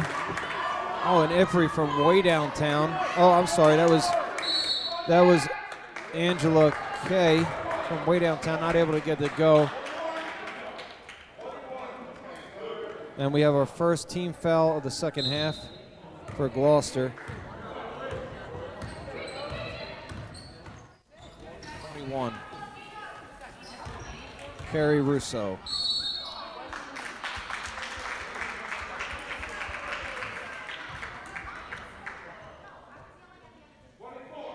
Referee looking back over his shoulder. I'm wondering what's being said from the crowd. He's addressing them now, making sure everything's good. Just a little friendly gesture, I guess. But like I said multiple times tonight, the referees have not lost their personality in this one. This is their second. They got a doubleheader tonight. They have to be feeling it, but they're doing a great job staying on top of things here. Chloe Shields comes out with the loose ball.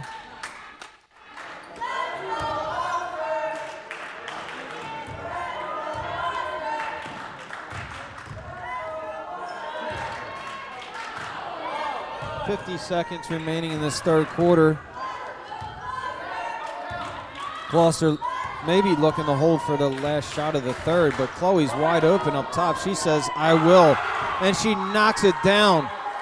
They might have been looking for their last shot, but she was too wide open. She could not pass that shot up for 3. Chloe Shields, 30 seconds remaining. Pilgrim has to get an answer to that. And Elena Smith, that is the answer. Elena Smith has to continue to penetrate this defense. Like I said earlier, she is a team leader in points, 10 points a game. I have a feeling she's going to have to put up 15 tonight. 4 seconds remaining. And Gloucester is able to get a shot off, but a bit off the mark. And on to the fourth quarter we go. Gloucester up 20-16.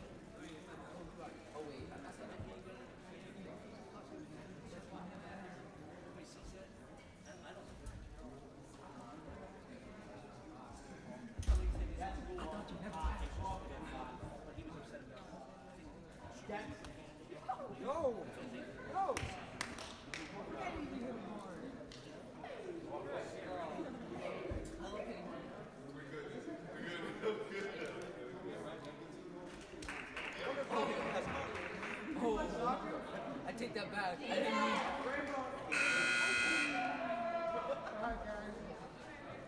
Oh, let's go. Fourth quarter. Go get him, girls.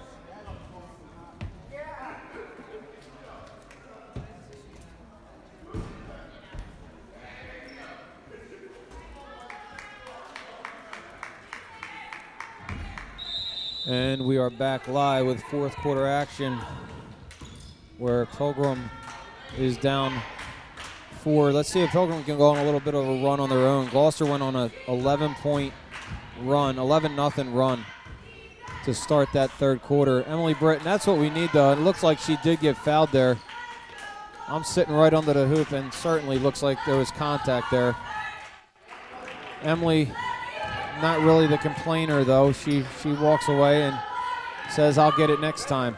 And number 22 knocks down the shot from the elbow, top of the key. Number 22, Isabella Ipri. And I had a feeling Ipri was going to get something in the second half. The first half, it looked like her shot was just off the mark, looked like a good shooter, and this half seems like she's starting to get her offensive game going. And we have a travel on number 31, Eliana Remline.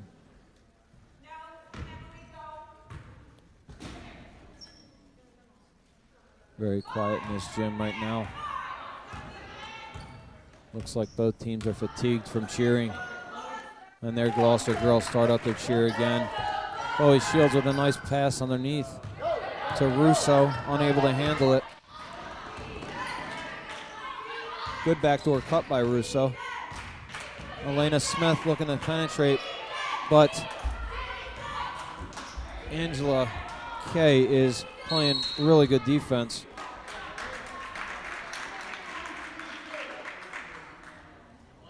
Foul called on, I believe, on number 42. That's Gloucester's team second. And Elena for three. And offensive rebound not going here. Pilgrim maintains possession. Elena throws up another three. Not able to get that to go. That's 3 shots in one possession. Wide open is Russo down the court. Nice pass delivered to 45. Tatiana Ipri, and right now, Pilgrim not hustling back defensively and just not getting good offensive looks. Gloucester has really shown up this second half. They held an 8-point lead. Pilgrim still has plenty of time, but they need to figure something out here.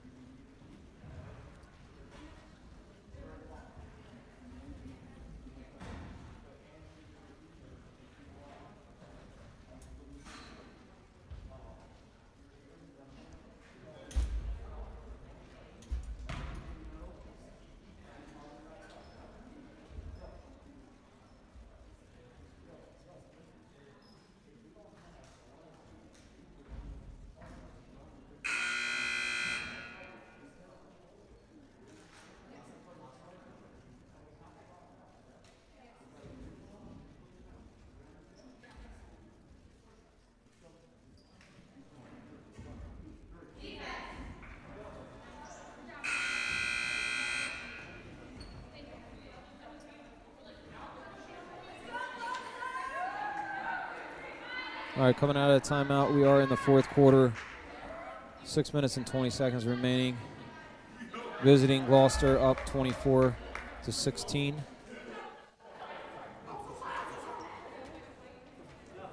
Referees again keeping things light.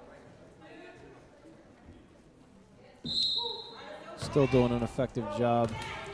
They're definitely into this game, which is good to see. Hopefully Pilgrim can get into this game right now with this offensive possession. That's the post move that I was looking for Emily. Emily with a nice move down low. Not able to get the shot to go, but that's what we got to see. And Shane getting the offensive board. Third team foul by Gloucester. Shooting 2.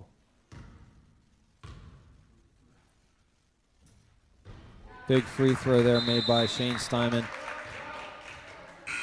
We need these free throws here. Every point is obviously important. Checking into the game, number 15, Anaya Douglas. And Shane Steinman, big 2 free throws there. Able to get them to go. And we need, there it is. There's a steal we need. Now let's go, girls. Good possession, good shot. There's Eliana Remline wide open underneath, able to get it to go. Great look. That's possession right there coming out of that timeout. They needed that timeout. 5 and change to go in this second half. Pilgrim down 4. They look a lot more alive coming out of that timeout. And there's another turnover desperately needed. Pilgrim, that's 3 possessions in a row. 3 turnovers, 2 possessions for Pilgrim, 4 points. Let's see if they can drop another 2 here to cut this lead. There's Eliana Remline looking to penetrate, kicks it back out to McKenzie. McKenzie, nice dish, and I think they're going to call a travel. No, they called a 3-second violation. That's a tough call right there. Again, I don't have instant replay right here, but I don't know if Emily was in the lane that long or not, but my goodness, she was just about to go up for a layup, so that's a tough call right there. Not what Pilgrim needed. But that's the positioning Emily needs down low. Finally, they're starting to look down a little bit into the low post. Emily seems like she's had a lot of position, a low post position down low in this game, and it's nice to see them finally feeding her. That's the way Pilgrim's going to get back into this game.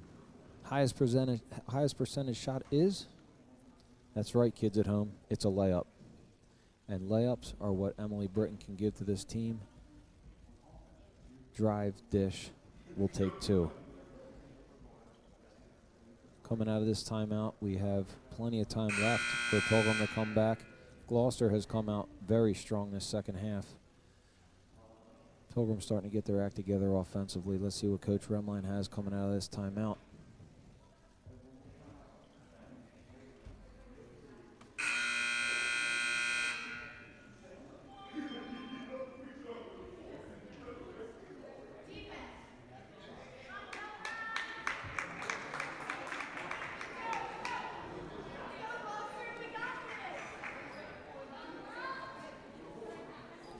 And we are coming out of this timeout, 24-20. Gloucester maintains the lead. Pilgrim cutting into that lead, though. They were down at one point by 8 or 9, I believe. 5 minutes and 19 seconds remaining.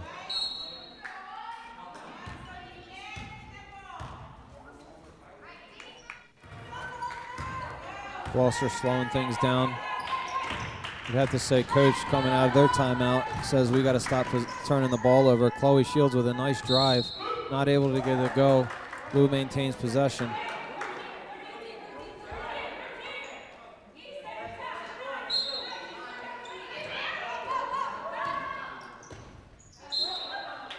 And that's why you never leave a ball game early, ladies and gentlemen. Anything can happen. Oh, now the coach tries to show his bunnies, but he's about 7 inches short on that. No disrespect to the assistant coach there at Gloucester, but if I were to replay that, I don't think he came within 6 inches of that ball. Now the ref's trying to get it down. He can't even do it. He hits the rim, and there's Shane Steinman. It's this easy, she says. It's this easy. Just throw a ball at it, it'll come out. That's nothing to it. Well done, Shane. If we would have left it up to the 2 older guys, we would have been here all night.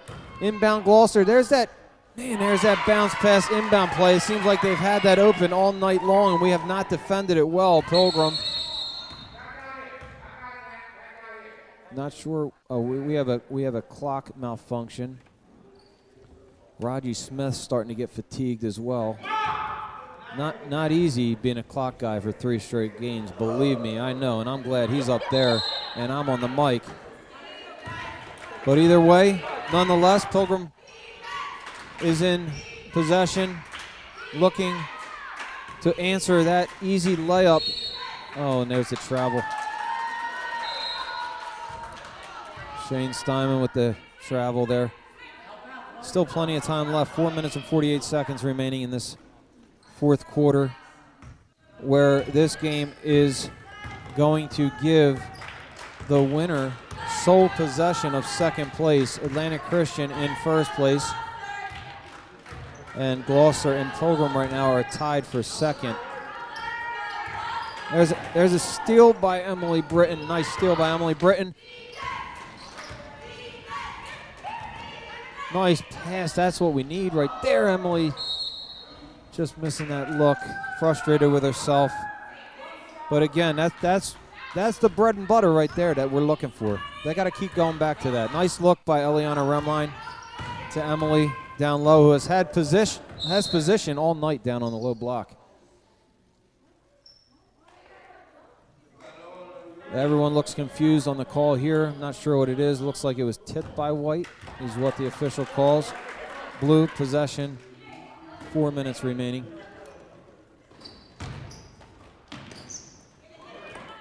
And a careless pass there by Chloe, but because it was going to be a backcourt violation, Chloe had to rush that pass, and then she hustles back to give a hard foul to Elena Smith, shooting 2. Gloucester's 4th team foul.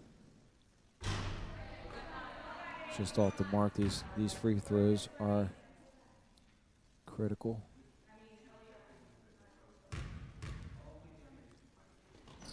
And she's able to get the second one to go. Pilgrim down 5, 4 minutes remaining. I know I said 4 minutes last time, but maybe you can see the clock at home. 3 minutes and 54 seconds exactly.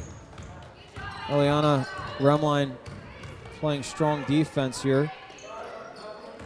Oh, Chloe, looked like she got fouled maybe, but definitely could have gotten a travel call there too.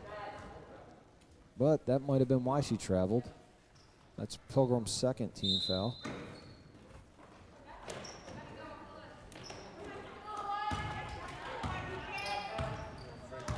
Gloucester doesn't need to force anything with the lead here.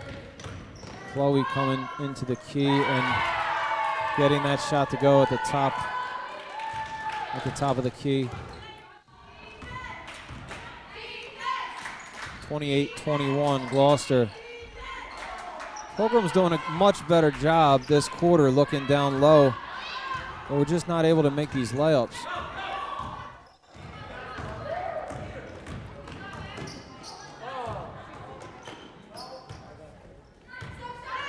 There's another open look layup for Gloucester.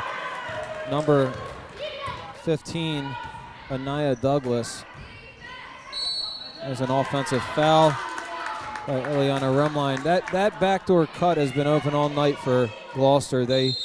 Seems that Pilgrim is out of defensive rotation and really just not seeing the ball and seeing the man, just seeing the ball primarily, not even looking at the man, which is freeing up the layup for Gloucester. Too many easy looks tonight for them.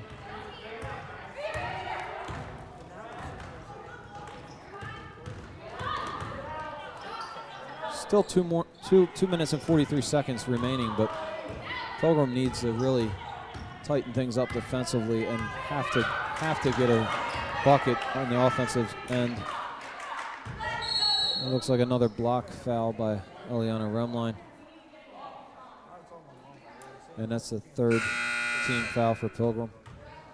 Checking into the game for her sister is Abigail Remline.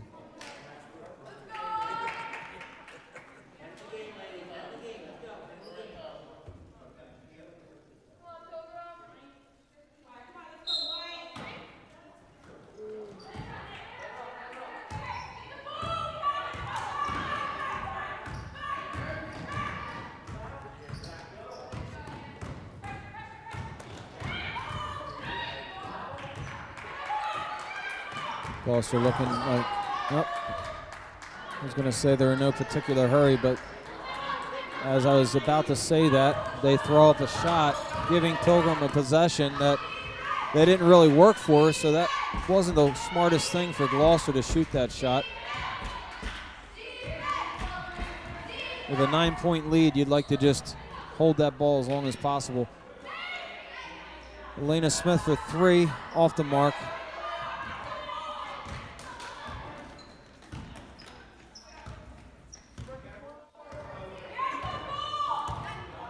Coach Remline urging her team to get the ball. They need either a steal here or a foul, but Gloucester is still shooting. That time they get it to go. Number 22, Isabella Ipri.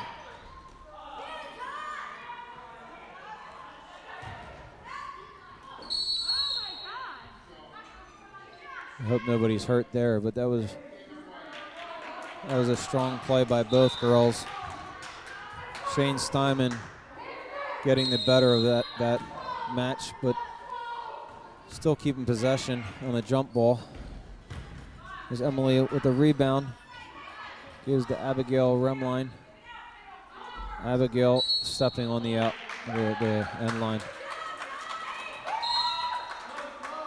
1 minute remaining.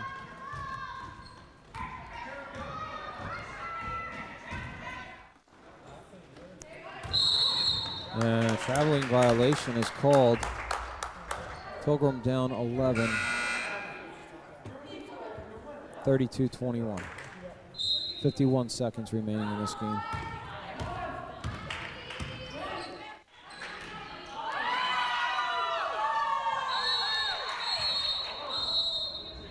Looks like number 42 playing strong, fighting for the loose ball, getting a block on Shane, and thankfully nobody's hurt.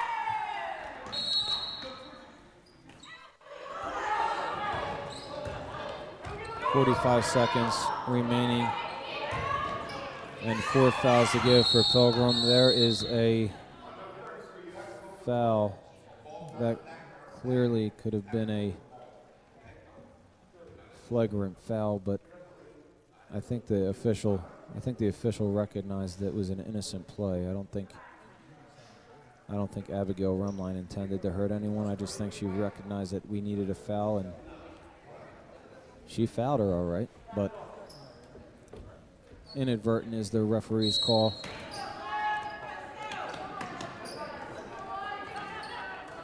Inbound to Gloucester, number 22, forcing up that shot. Emily Britton going strong to the hoop for 2. Pilgrim must foul at this point, and they do, but I still think, I may be off on this, but it might be only 5 team fouls for Pilgrim, so there's still 2 or 3, depending on my stats, to give. A white possession. Hey, we've seen a crazy thing happen in the JV boys game. Who knows what could happen here? Referee says that Elena kept her feet. No traveling violation. Jump shot, good by Abigail Rumline. 6 seconds remaining, and there's a foul by Elena Smith. 32-25. And as I told you, my stats are way off. Apparently I was 2 fouls off for Pilgrim. They are in the bonus, shooting 1-and-1.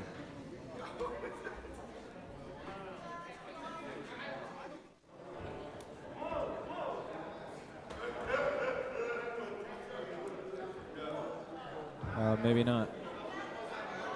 Yes, they're shooting. I just forgot about the COVID rule of no touching the basketball for the officials. So soccer skills are a necessity for officials these days in basketball.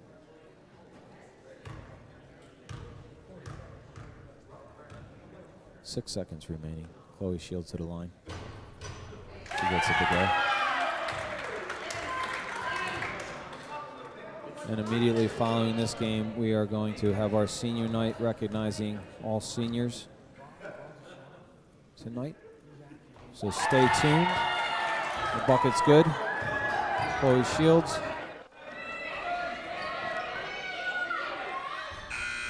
And the bucket does count, but all for naught.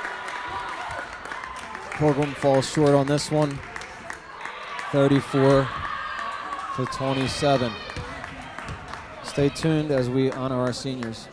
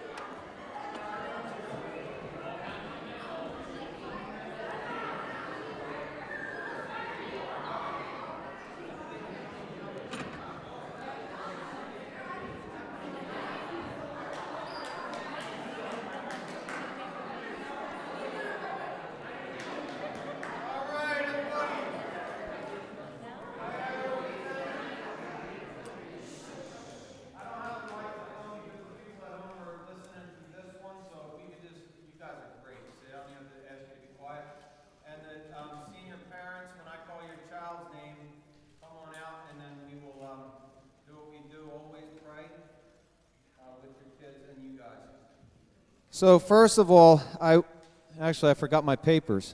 I need them. I can barely remember Gloucester's or Pilgrim's kids, let alone Gloucester's. So it happened to. It's funny that. No, this is. I know that. So what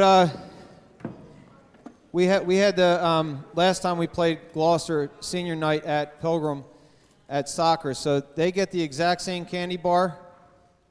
Actually, they ate the other one. They didn't get the exact same, but either way, we're going to start recognizing all seniors because all these seniors in a Christian league, I think we need to do that. So I respect all Christian schools, and we have rivalries and that type of thing, but we need men and women to stand up for truth in the world today. Amen? So I'm thankful to God that we can stand here with all these young people, regardless if they're the opposing school or not. So I just want to recognize the two seniors from Gloucester is Olivia Kuja.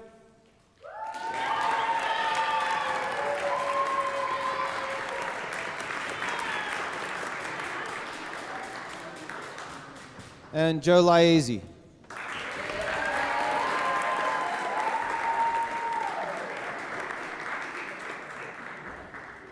And now for Pilgrim's seniors, as I call your name, you can come down to center. Just make sure we get you guys on that camera. Okay? You all see that camera?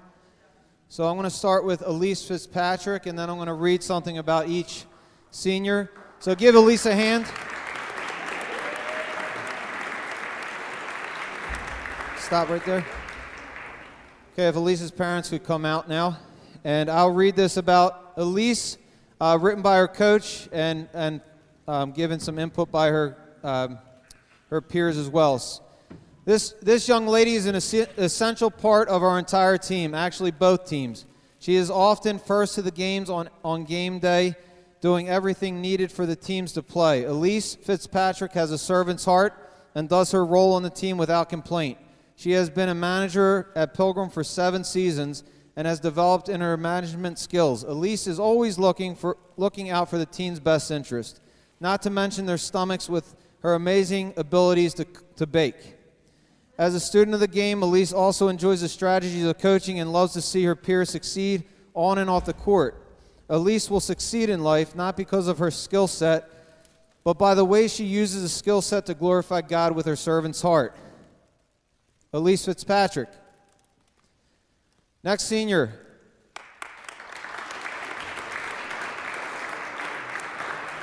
You guys can stay out here, parents. Stay out here.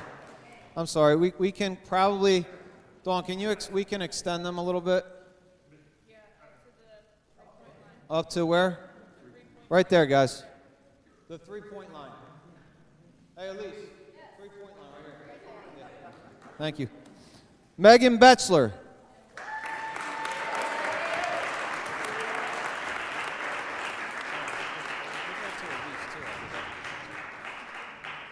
Megan Betzler, hard work, determination, and team spirit encompasses just part of who Megan is. Megan is a determined player and tremendous teammate.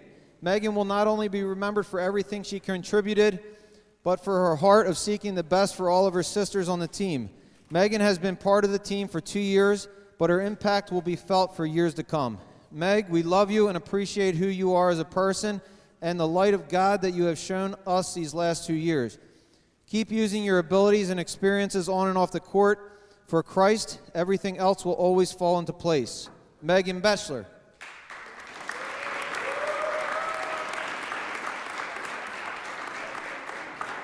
Mackenzie Smith.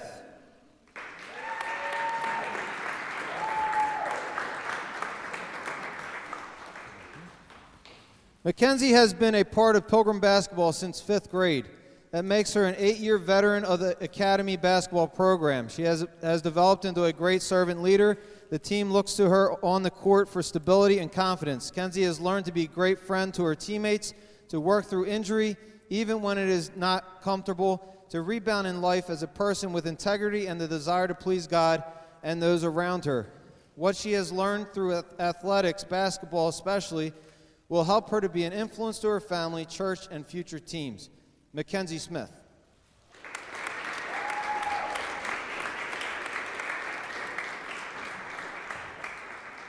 Shane Steinman.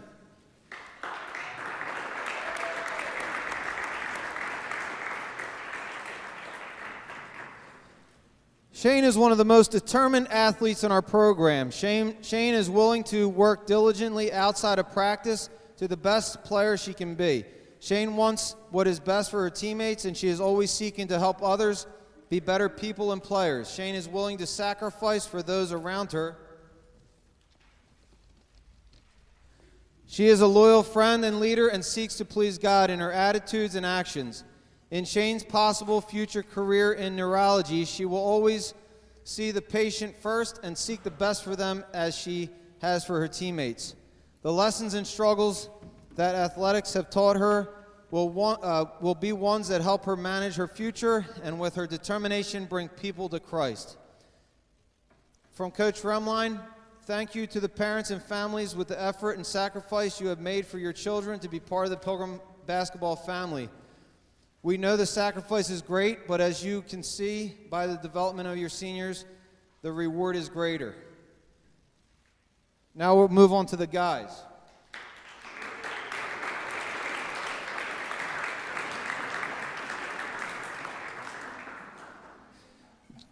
Jalen Smith.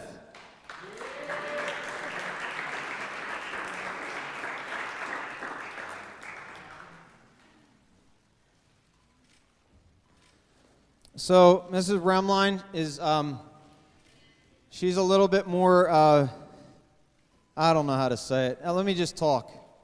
I got to ad-lib a little bit here. So as I look at Jalen, he's clumsy. He can't hold on. He just cracked his Hershey bar. That's why he's clumsy. But I'll read what I have here. But Jalen is certainly a great leader of Jesus. We love to hear his voice on announcements in the mornings in school. He's also the class president, great leader on and off the court, and extremely coachable. Also, Coach Storr says that he is one of the best defenders that Pilgrim has ever had. So that's from the legend, Coach Storr. All right, so we thank you, Jalen, for all you've done, and thank you for the Smith family. Jalen Smith.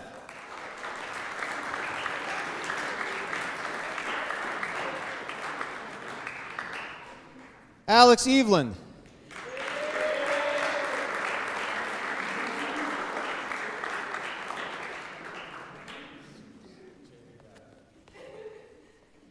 All right. There's many words on this paper that describe Alex. One of them is aggressive. He injured himself this year. Alex is a kid that some don't know, but he deals with a lot of pain in his life physically.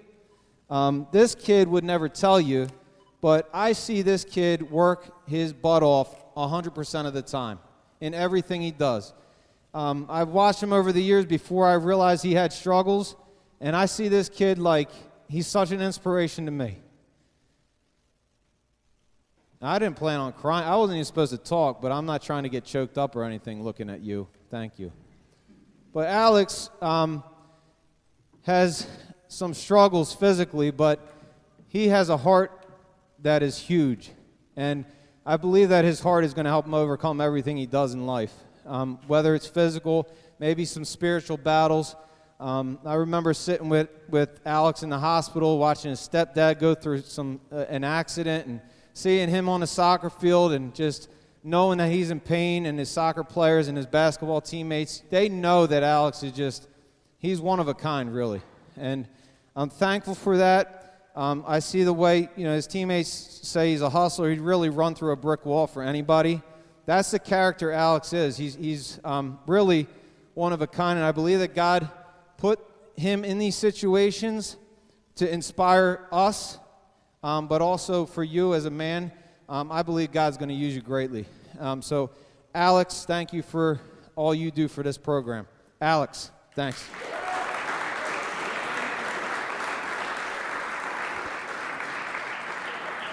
All right. And Gloucester, we're going to give you guys warm-up time. I really appreciate you guys letting us do this. And officials, I know they were standing over there somewhere. This is such it's just an awesome thing to be here this year. And we remember a year ago when it was all taken away from us. And to be able to be back with these athletes, I just give all the glory to God. So let's pray over these kids.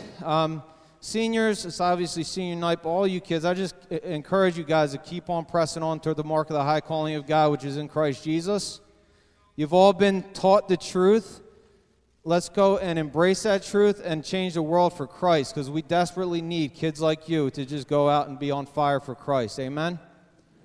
All right, let's pray. Thank you, Father, especially for these seniors, God. I ask for your protection over them.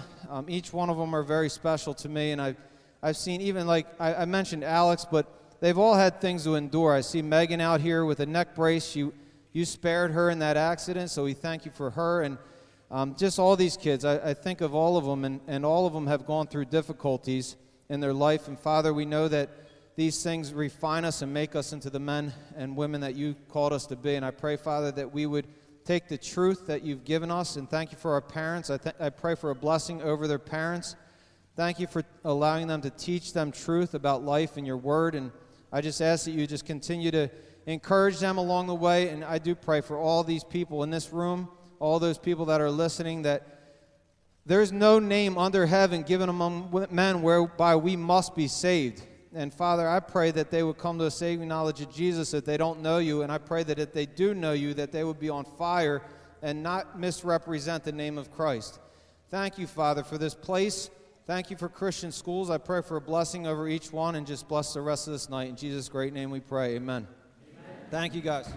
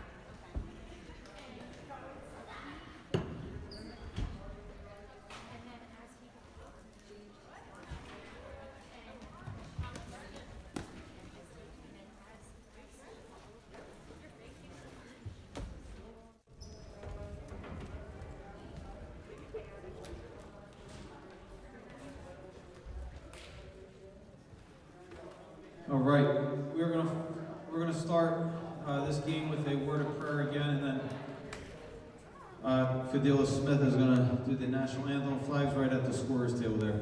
Again, Father, we thank you for your goodness and just ask for your blessing over these boys as they play, that you keep them free of injury, and that they glorify your name on the court. Your great name, amen.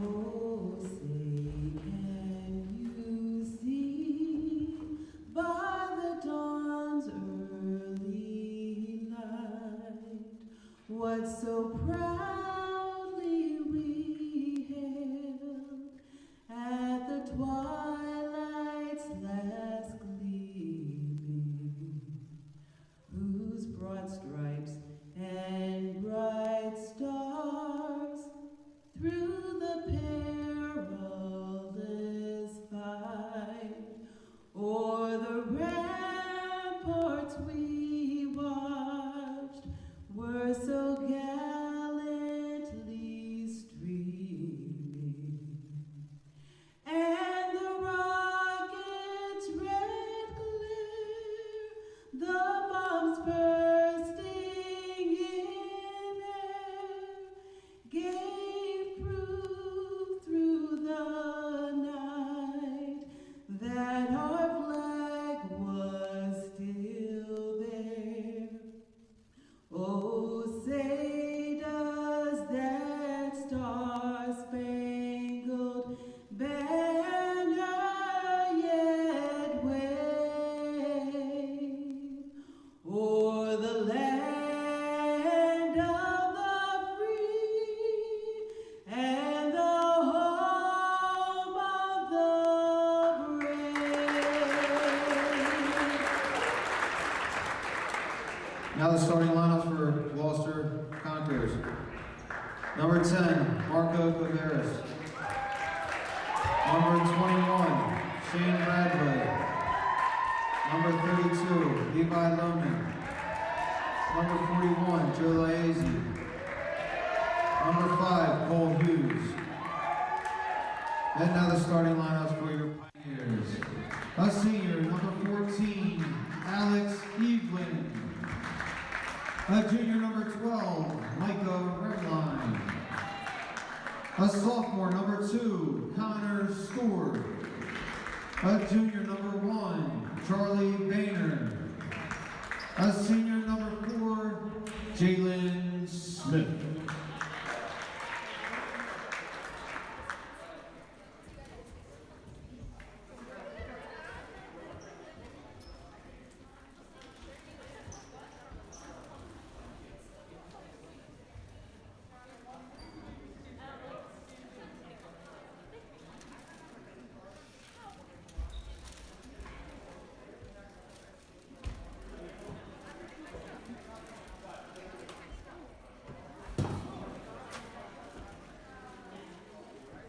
All right, welcome everyone to the third and final game of this evening between Gloucester County Christian School and Pilgrim Academy boys men's varsity basketball game.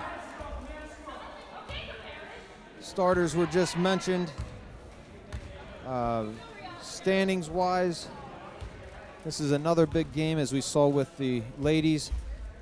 This is for the 4 and 5 spot in the conference. Pilgrim Academy coming in at 2 and 3 in the league, as well as Gloucester County Christian School, 2 and 3 in the league. Starting off quickly, Charlie Boehner with a pass to Alex Evelyn, unable to convert on the layup.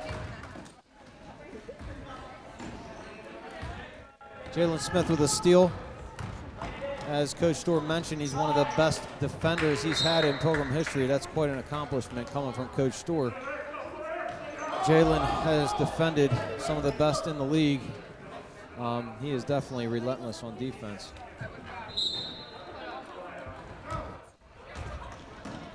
Pushing the ball up is Bradway to number 5, Cole Hughes, but blocked and denied by Connor Storr, number 2. Cole Hughes, number 5, with the ball to Laezi, out to Bradway.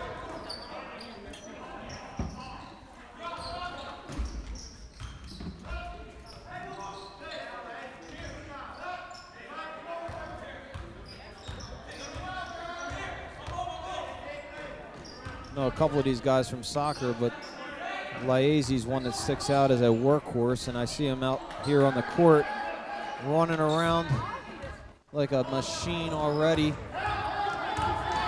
Connor Storr with a strong take. Alex with the board. That's Alex Evelyn right there, ladies and gentlemen. He will attack everything that gets put up, and he will come down with an offensive rebound, able to convert for 2. He's been injured quite a bit this year. Hughes looking for the foul, unable to get it. Good defense.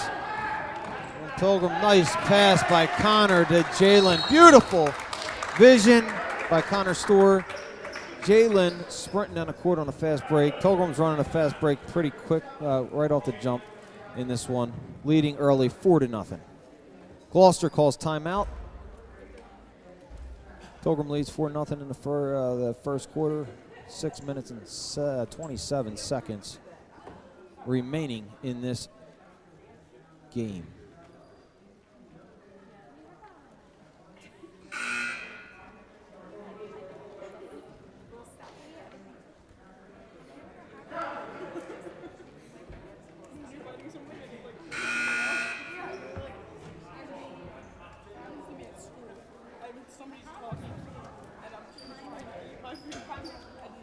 Coming out of the timeout, Gloucester had to be thinking, we got to slow these guys down because Pilgrim's coming out strong, running quick. Looks like they're going to start in a full court press there too. See if Gloucester's able to break it. We know Bradway from the JV game can handle the ball, number 10. Or I'm sorry, that's Cabarrus. And forgive me if I'm saying names wrong here. Cabarrus, number 10, looks like he's a pretty strong ball handler. But we know to beat the press, passing is the way to go. And speaking of passing, good pass by Laezi, but Cabarrus with the travel.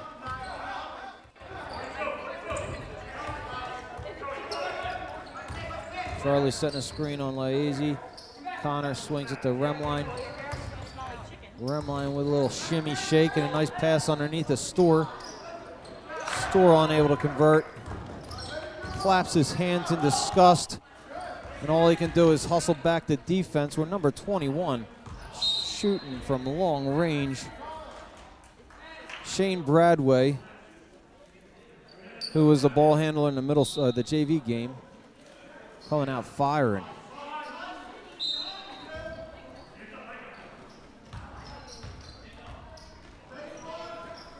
Jalen Smith, there he is again with a steal and converting it to 2 the other end. Jalen Smith creating a lot of easy layups because of his hard work on defense, and defending they do. Pilgrim with a witty play by Connor Storr, knocking it off of Gloucester and maintaining possession.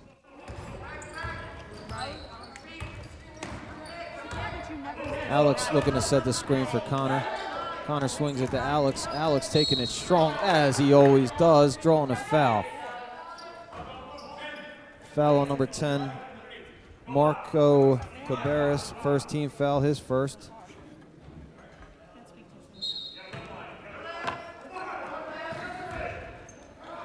And there's a rim line from 3, not able to get it to go. Pushing is Cabarrus.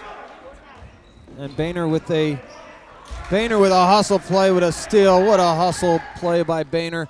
Connor with a beautiful pass to Remline. Remline kicks it back out to Boehner, and Boehner with the jumper, unable to get it to go. Rebounded by number 5, Cole Hughes. Pilgrim coming out in a 2-3 defense. So far the defense has looked very strong. Not been able to rotate there, but Cabarrus not able to hit the baseline jumper. Storr with a little mishandle there, and Cabarrus takes it. Connor Storr, welcome to the block party. That's 2 for Storr. And it converts down the other end to Evelyn for 2. Oh, baby, I'm fired up.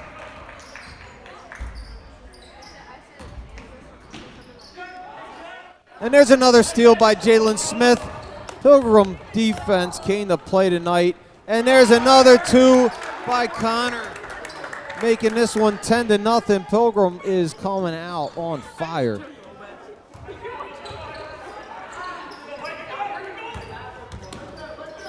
And Boehner and Smith up top. It definitely puts pressure on the ball. Connor, the big man, down low. And there's another block. Connor with 3 blocks on the night. You know what I'm thinking if I'm Gloucester? Can I take it to the dish? I don't know, man. Connor Storr is standing there with 3 blocks. But as I've been saying all night long, Gloucester, every punch they take to the face, they keep on coming back. JV, they were down. They did the impossible. Varsity Girls. There's Boehner to Smith. Oh, look like some kind of contact, but not called. And Remline looked to pick his pocket, but he reached. As I was saying, Varsity Girls as well, blow after blow, they kept coming back and ended up winning that game. So it's way too early for me to think anything for a final result in this one. It's 10-2 Pilgrim.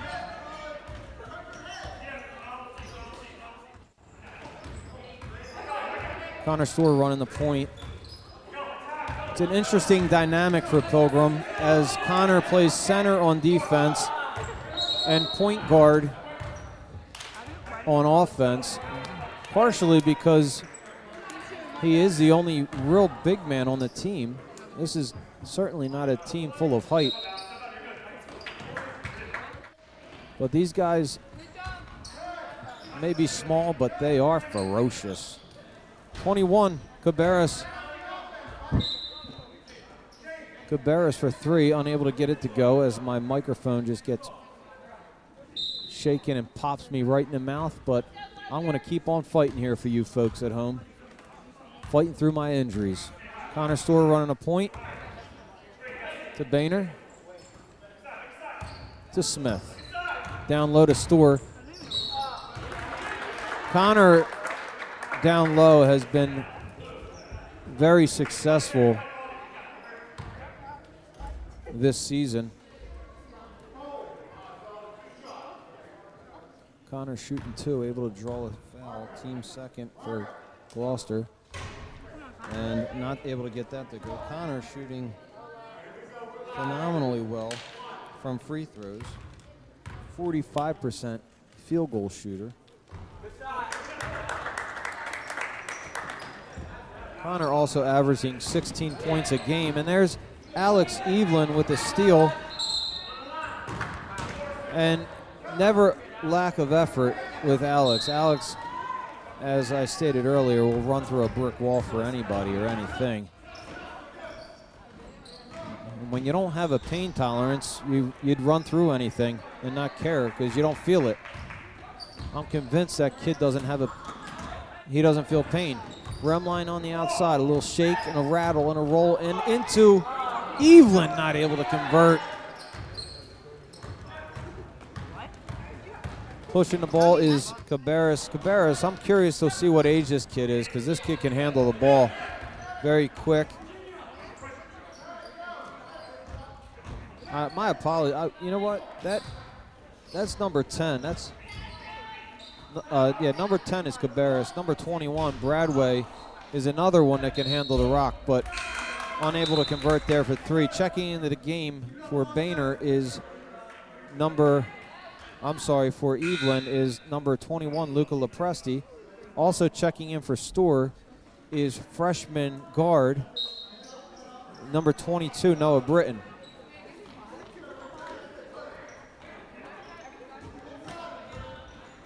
Luca Lopresti has actually added offensively, but Noah Britton as a freshman coming in the game can certainly score and not afraid to shoot either. Let's hope he has no hesitation tonight. Remline attacking the hoop. missing the layup, but that's what we got to see from Remline. Remline is certainly a shooter. He can hit from long range, but to penetrate is something that we need from Remline, and Luca with a foul, but making his presence known early.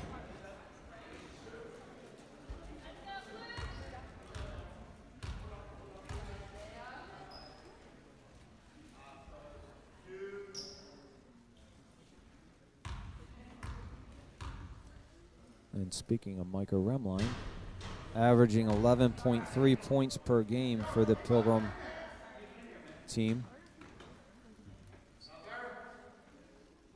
Luca Lopresti, 5.5 points per game. And Jalen Smith, 6.5 points a game. Most of those points for Jalen are generated from his defense. A lot of fast break points, so they got to watch that cutter there.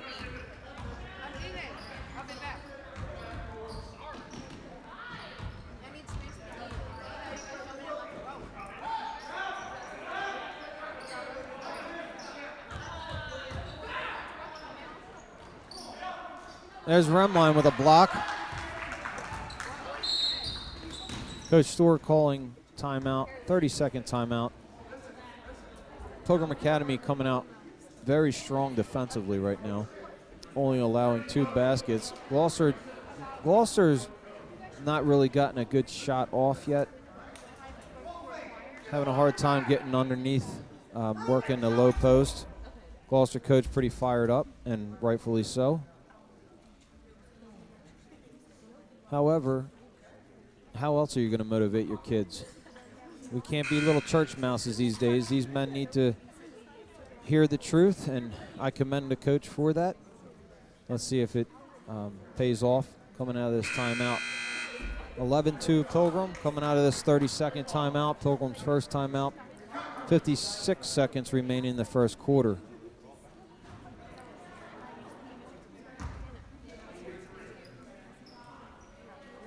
Britton remains in the game for Pilgrim. Jalen Smith, Micah Remline, Luca Lopresti, Charlie Boehner checks in. Looks like Noah Britton is running the point. I know Coach has a lot of confidence in this freshman. He fades there, didn't really get his feet set, but Coach has a lot of confidence in him, putting him at the point tonight. And there he is for 3. Unable to get it to go, but it's good to see him shooting early. Micah Remline with a great hustle play. Encouraging to see Micah hustling hard for that ball. Blue retains possession, but nonetheless, great hustle play by Micah.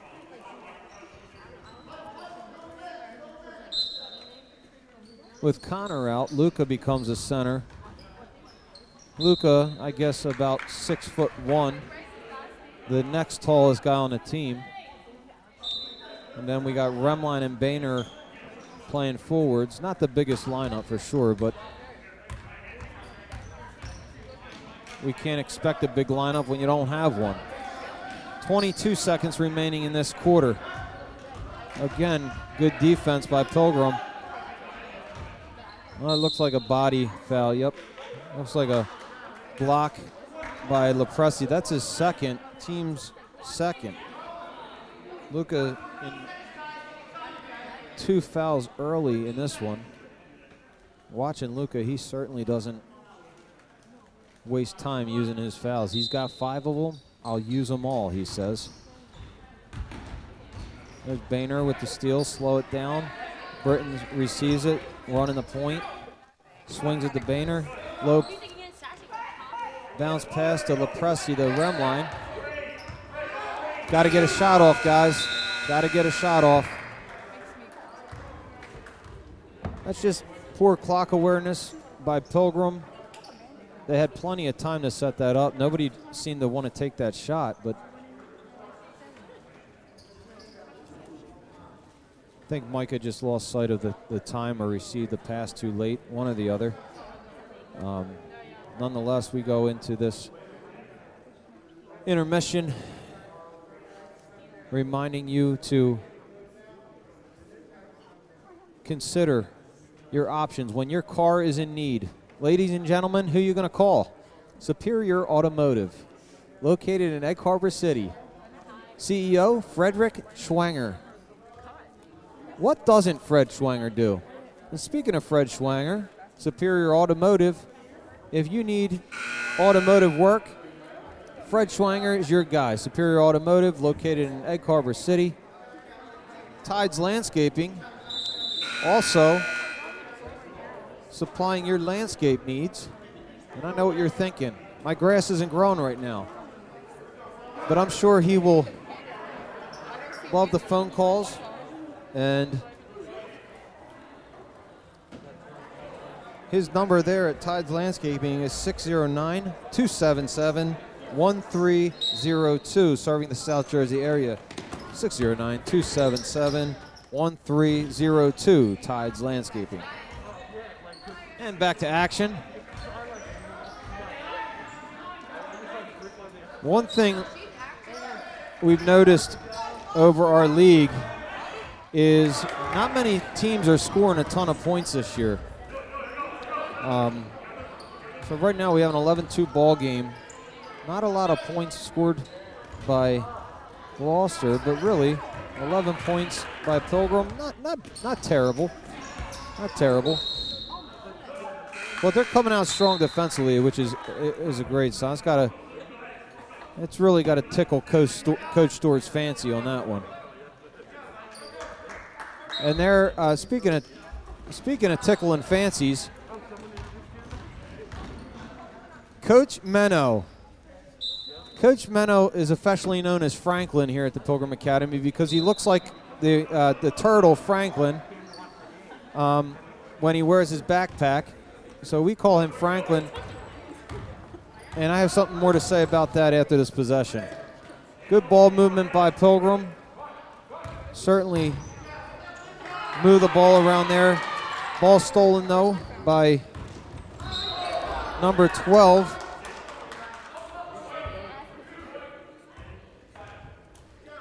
I'm sorry, number 14, Isaiah Elvin. And a hard foul there by Pilgrim, third team foul. Cabarrus running the point to Bradway. To number 12, Curtis Elvin. Looks like we have some sibling love out there this Valentine season. There's another block, 4 blocks per store. And a 3-ball from Bradway, cutting the lead for Pilgrim to 6, with 6.5 remaining in the second. And they're going to get Store for a traveling violation. Store trying to drive strong, though. It's good sign to see from Store.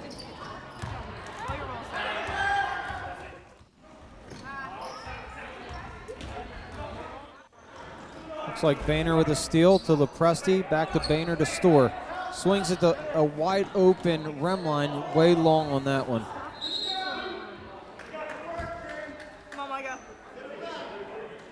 Just not able to get that to go. Had his feet set. Good look.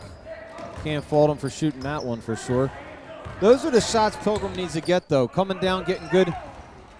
Another steal by Boehner. Let's see if it can result in the 2 points. Just a turnover. So we're exchanging turnovers. Turnover for turnover.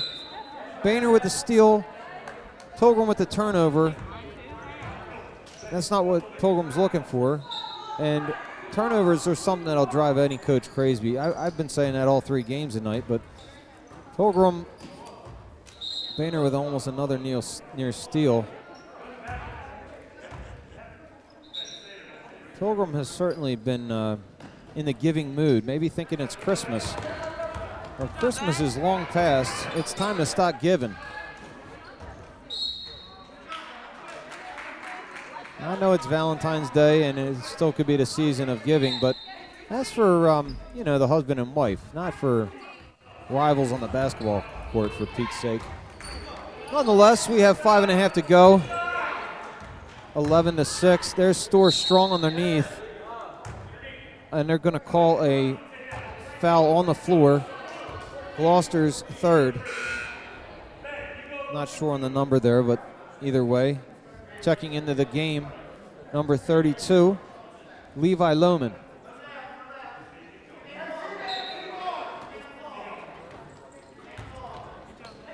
And we have Ben McMahon in the game as well. Ben McMahon has shown a lot of promise.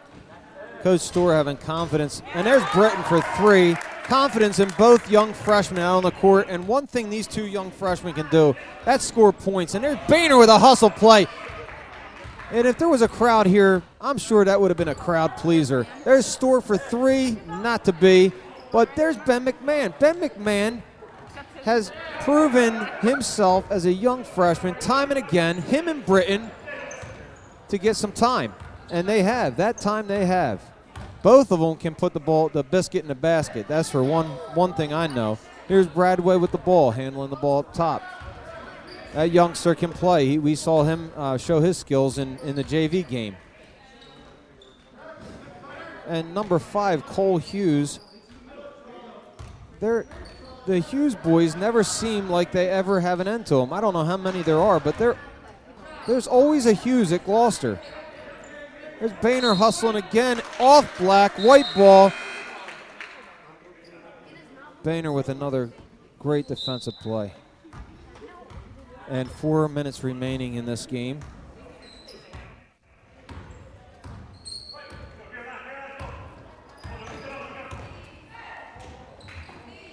There's Lopresti at the top of the key, and he takes it strong to the hoop.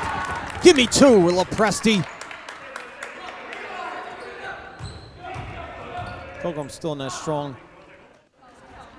defensive set. Coming. It looks like they're in a press still. Storr the rebound, pushing things. Here's Ben McMahon. You'd like to see him get going.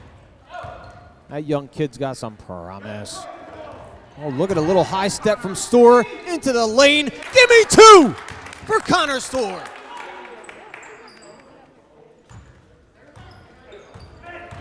Pilgrim playing, trying to press again. Gloucester able to break that press.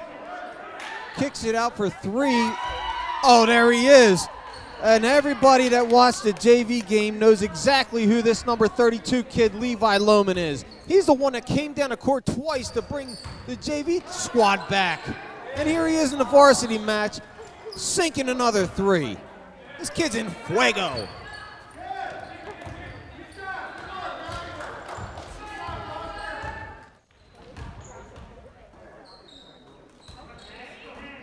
Good ball movement there. Good defense by Connor Storr, but good ball movement by Gloucester. 18-8, Cubby is the call. Not sure what Cubby means, but I'm sure they have a code name for it. Maybe they said W. I'm losing my hearing in my old age. But either way, they call a play. They throw it into the backcourt. Bradway controls it. Passes to Hughes. Hughes to Bradway. To Lohman. Number 13 also in the game, Ben Small. And there's Bradway for 3. Storr with the rebound. He's looking for, and he finds them. Just didn't lead him there, but good vision by Connor. To Smith. Smith with a nice pass to Evelyn. Evelyn, oh, unable to. Alex, you gotta hope the kid sinks one here, man. The kid's all over the floor, and he just can't get his layups to fall. Good hustle by Connor Storr, but one thing's for sure tonight, these guys are putting in the work.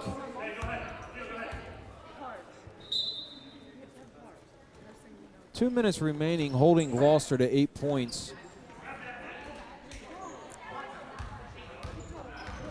Again, partially maybe because Gloucester hasn't been able to get their shots to go, but we've seen how they can get hot in a hurry. The other part of that is Pilgrim's defense is certainly playing strong tonight. All 5 guys on the court are working their tails off. Very encouraging to see.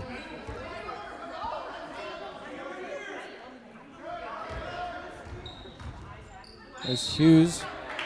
And Hughes was looking for a foul last time he had possession, and this time he gets the call, and they're going to call it a two-shot foul. That is Pilgrim's fourth. I'm sorry, they called it on the floor. We won't be shooting two.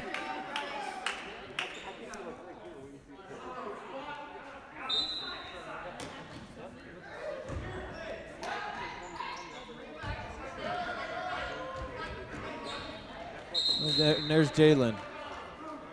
So every time Jalen is out there, you have a good feeling he might get a steal. And number 14, Isaiah Elvin. To Hughes, a little bit long on that one. There's Ben McMahon with the rebound, and it looks like out on Lohman. 1:17 remaining, 18-8. Coach calls out the play he wants. Lucas sets a screen to the low post for McMahon. McMahon with the ball. Tries to force that bounce pass into Connor.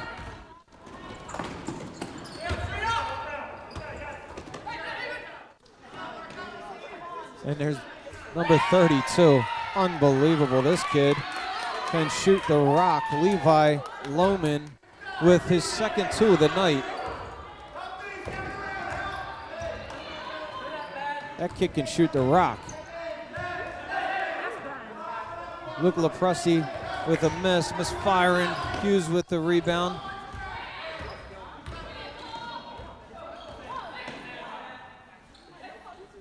Ben working hard there. You just don't want to reach there, Ben. And there's number 10, Marcus Cabarrus, unable to handle it. Connor takes the ball. Coach telling them there's only 10 seconds remaining. Pilgrim has to get a shot off here, unlike the first quarter. And there's Evelyn, baseline. Remy, no, Luca Lepresti, and he does draw the foul. They ought to count that. No time remaining on the clock. They're going to call it a two-shot foul. Clearly, if we had replay, we'd clearly see that there was 0.1 seconds remaining on the clock. So Luca, good job maintaining possession, getting a shot off, and sinking the first bucket.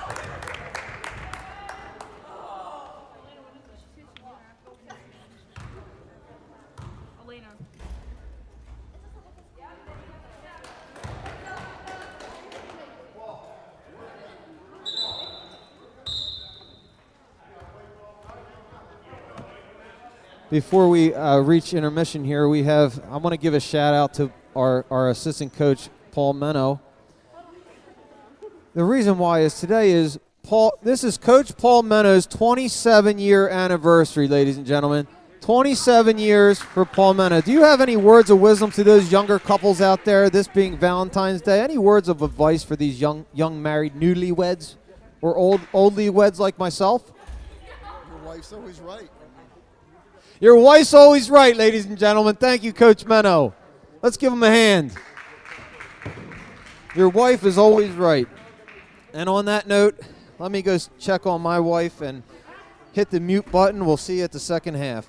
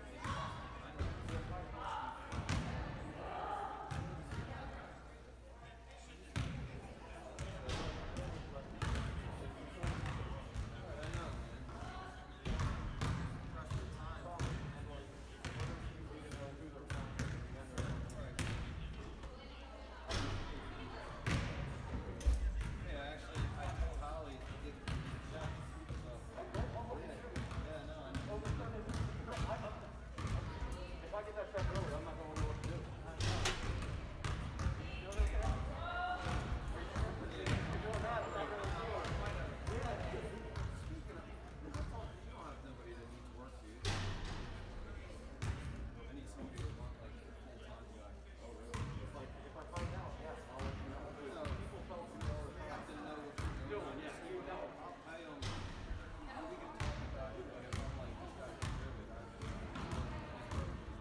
yeah,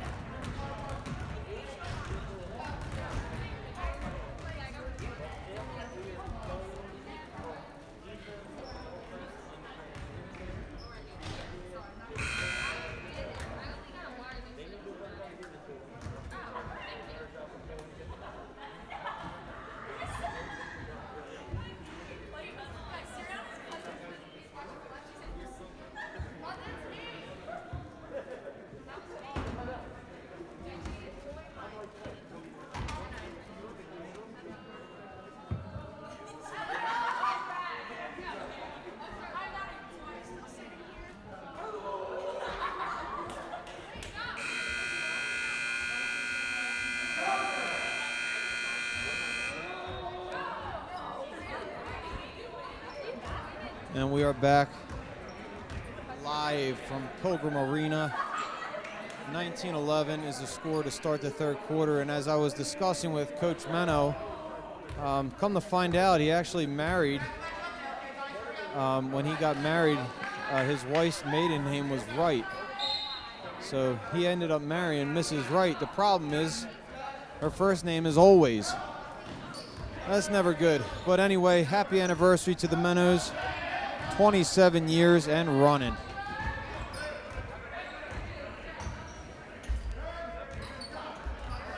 There's Storr down low. Looks like right out of the halftime break, Pilgrim's game plan was, Connor, get your big body down low. Fight for position. We're going to feed you. And here it pays great dividends. Drawing his the first team foul for Gloucester. Connor able to sink the first.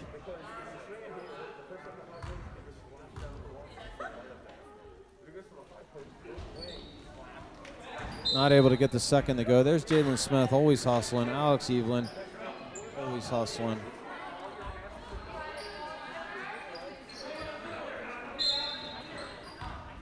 A little confused coming into the press.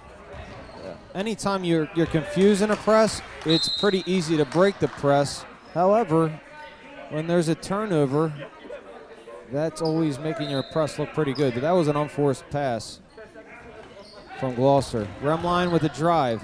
Remline with a floater. Remline with a beautiful take. Remline for two. Boehner with the press and Jalen up top. Now they seem like they got it together. Evelyn was up front to start this first half, but it looks like he dropped back, sitting back a little deeper in that press. Number 5, Hughes. Oh, beautiful layback for Cole Hughes. That was a pretty shot. And here Storr says, I'll have some of mine too. Coming back, Connor Storr with the answer.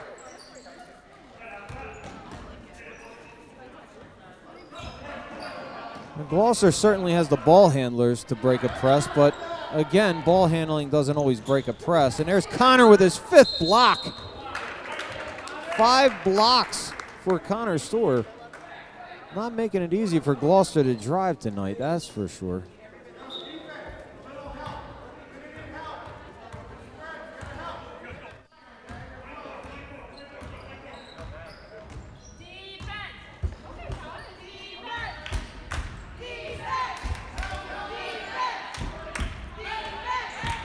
Looked like a reach there on Storr, but not called. Maybe he just mishandled it.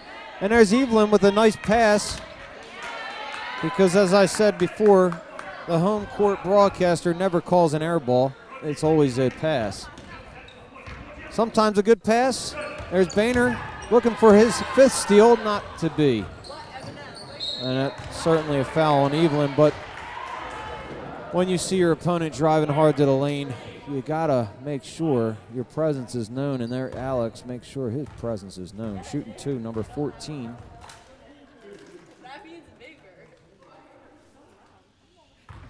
Number 14 for Gloucester, Isaiah Elvin. Able to get the first one to go. Isaiah Elvin. One thing I wish I got tonight was Gloucester's ages, because they certainly look like a young team. I do believe they had, well, we saw Laizi is the only senior. So they're definitely young. And Connor Storr, speaking of youth, a sophomore, dropping the 3-pointer. Connor averaging 16+ points a game. Silky smooth. 4-3. 5 minutes and 44 seconds remaining in this one. 27-14 Pilgrim.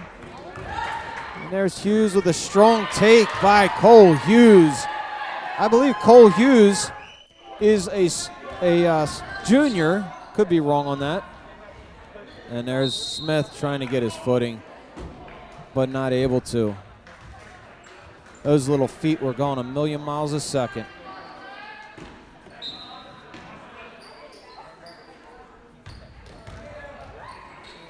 Boehner playing strong defense.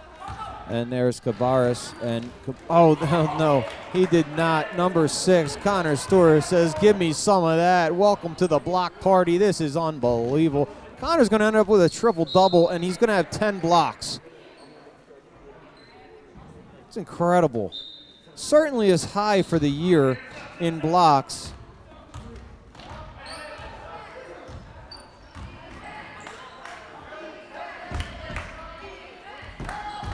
Boehner to Storer, and he's going to get called for a traveling violation. Number 14 also looking to take a charge there. Prior to the foul, I think he would have got called for a block. There's Cabarrus.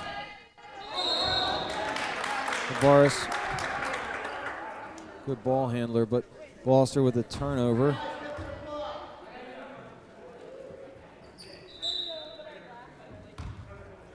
Here's Storer waxing the point. Connor looks to drive. Gloucester steps nicely there. It bounce pass in from Boehner to Evelyn, and there's Evelyn able to get his first 2 points of the night. They were a long time coming right there. That Alex deserved to, and he finally got to. And there's a hard foul reach by Jalen Smith. Trying to play catch up on that. Hughes grabbing his arm. Jalen came down strong on that arm.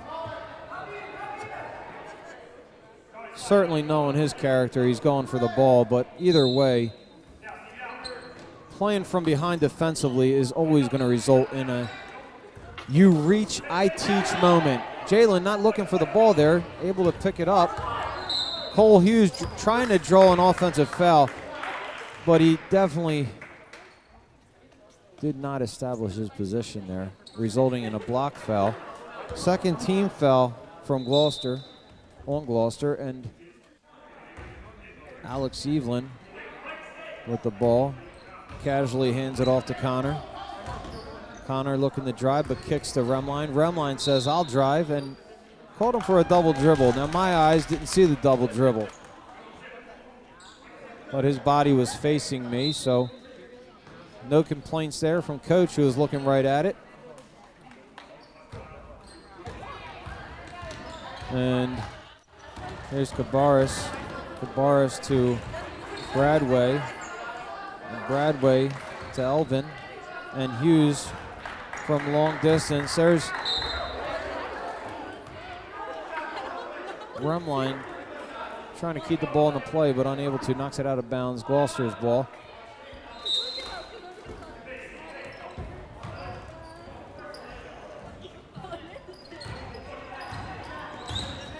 These teams will meet again for league play this year, but also next weekend as Pilgrim hosts the Garden State Christian Association tournament.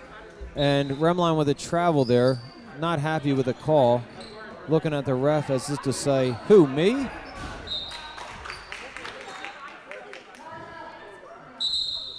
We got a timeout called by Coach Gloucester.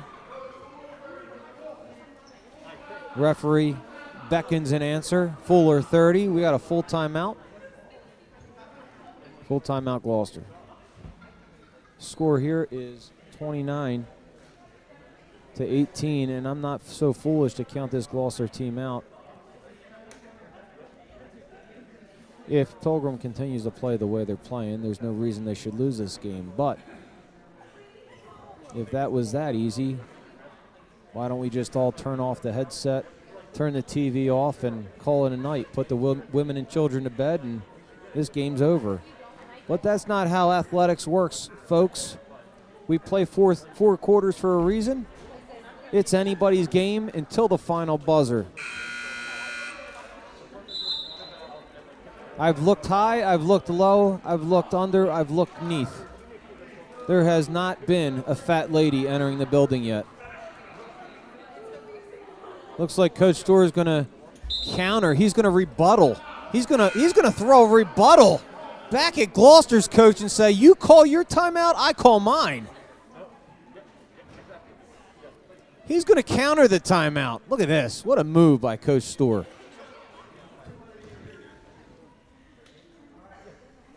I don't know how many.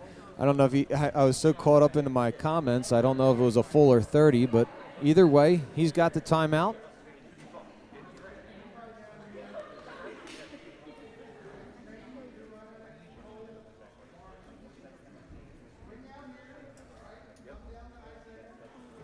A lot of entertaining action in tonight's game. Even if we go back to the JV game, a jump ball when the ball got stuck in the rim. The one official couldn't jump and get it, and then Gloucester's coach tried to jump and get it, and then he tried to throw it and hit it down, and it still didn't work. And then one of our girls said, "Give me the ball."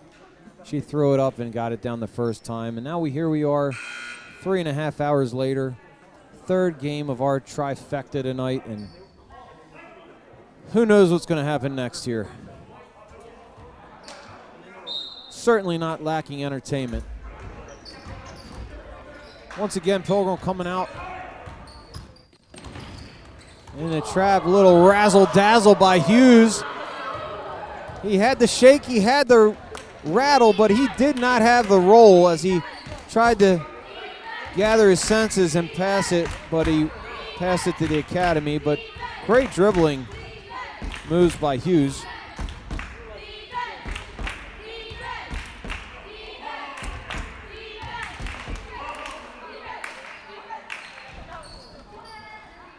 Jalen Smith coming down with the offensive board.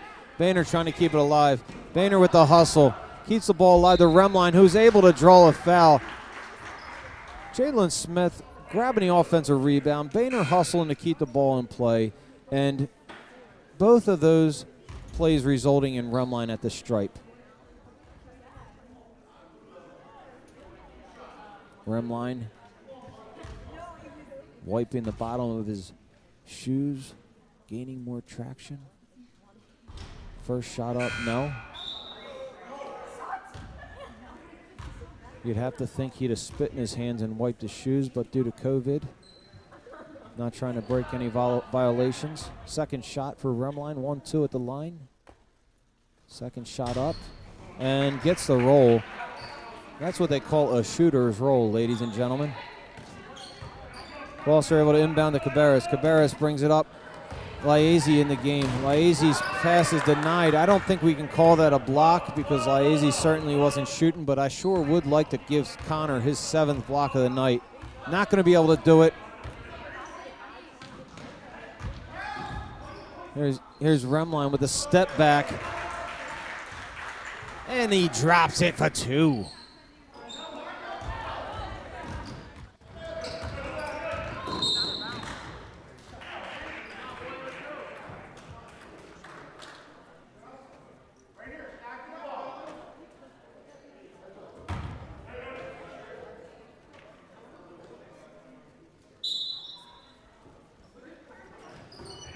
Gloucester inbounds the ball to Cabarrus. Cabarrus, again, I know I've said it often, but he's got to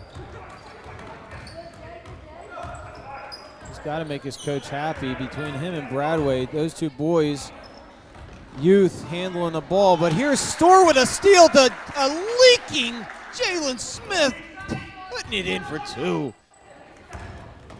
Connor almost with another steal there, but Gloucester able to come away with 2, 34-18 with 1:55 remaining in this third quarter.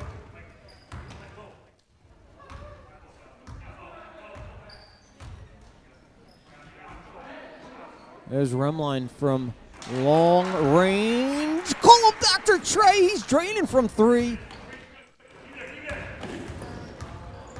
And Boehner again hustling, not able to knock it off of the Gloucester player, but good hustle nonetheless. Inbound play by Gloucester.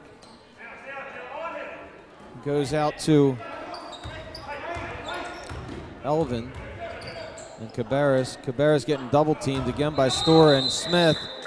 And that double team pays off because there's another turnover by Gloucester. Coach has seen enough of the double team and not having help because Cabarrus was definitely left on an island there. Nobody coming to help him. Once that dribble's picked up, though, it's piranhas on a cow carcass. There's number 32 cutting to the basket, but we got a foul on White. Didn't catch the number, but that's Pilgrim's team first.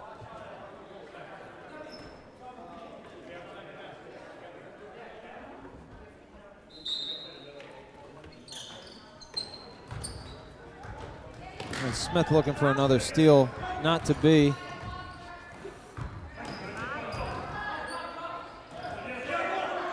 Bradway to Gabaris. Boehner defending. Smith up top.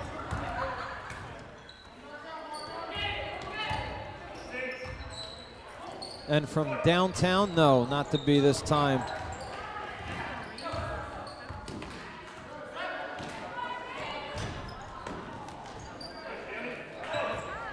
Levi Lohman has had his fill from beyond the arc tonight.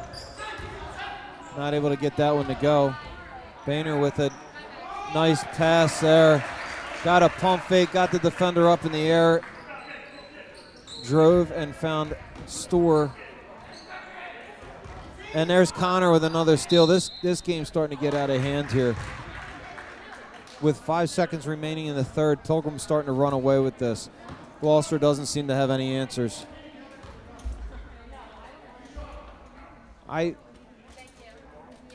Connor shooting 2 here.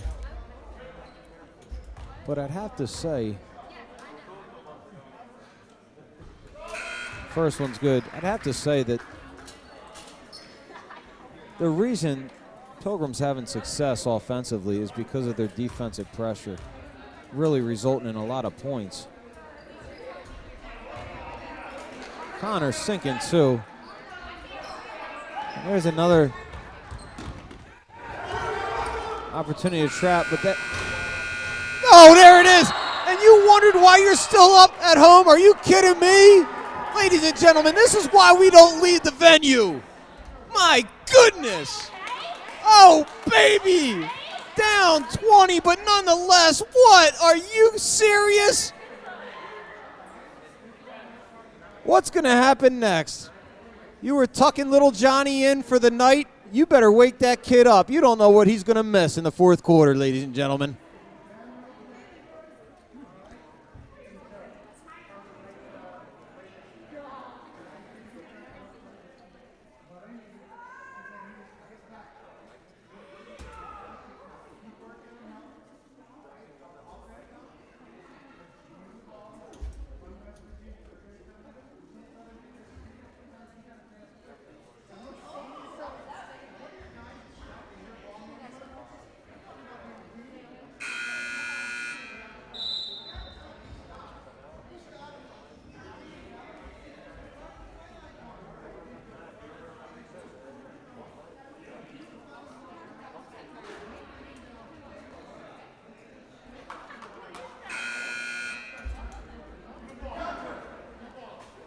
And we're back for the fourth quarter. Marco Cabarrus getting that thing to go. His body angle on that shot was unbelievable. It was like a reenactment of the Super Bowl with Mahomes being tackled. But just before his knee hits the ground, he figures out a way to make that shot. Unbelievable, Cabarrus. That made the whole night for me, anyway. And there's Cabarrus again. I'm sorry, that there is Bradway. I confuse the two of those guys. They remind me of each other, both similar players. Both short, quick, feisty, good ball handlers. And there's Remline for 3. Well short of the mark on that one. They're going to get Storr or Smith for, they're going to get Smith for a foul. That's a team second.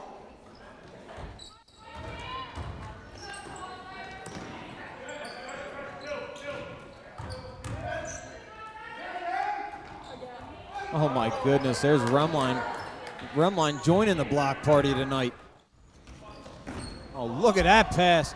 That's got to be a finish. Yes, it is. Remline with a beautiful bounce pass to find Smith. My goodness, what a pass.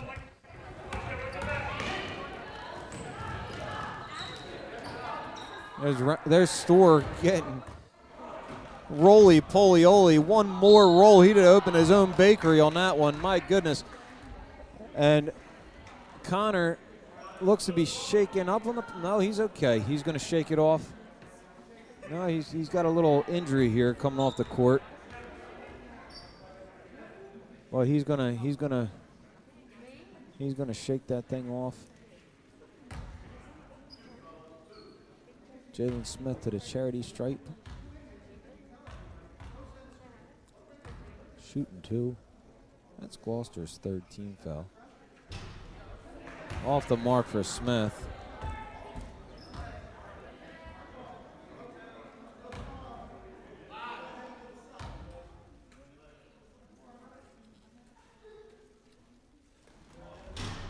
And off the mark again.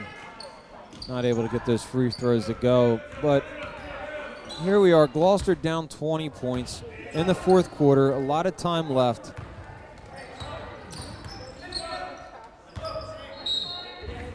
And you know, you would look at this game and think the game's over, but I can't count Gloucester out yet. I've seen too much of this team. I know it was a JV game, but majority of those kids were out. They were out here. Their numbers are a little light on Gloucester's guys team, so a lot of those kids did play in JV, and certainly capable of making a comeback. 20 would be quite the feat if they could pull that off, but Pilgrim continues to play the way they are. I don't see it happening. There's Boehner with a drive, tapped away by Liazzi. Kicked out to Esposito. Esposito wants the 3. And Esposito, how about that? Esposito had an interview after the JV game telling me that he should have been the one with the ball in his hand shooting a 3-pointer.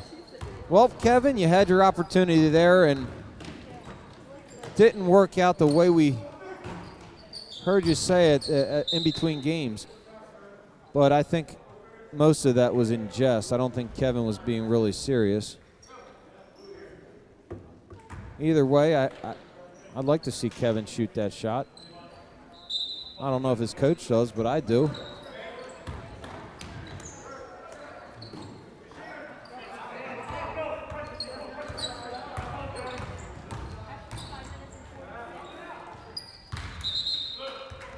With 5:45 left, 43-23, I gotta say, this has to be the best I've seen team defense-wise Pilgrim look this year.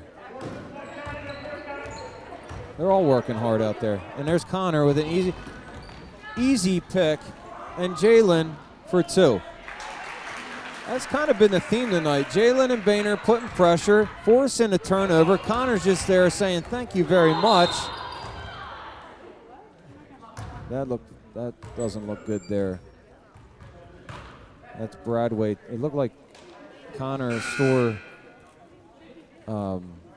went to block the pass, but in so doing, Bradway ran into Connor's knee. Looked inadvertent again, but hopefully he's okay. Looked like he rung him right in the ear or the back of the head.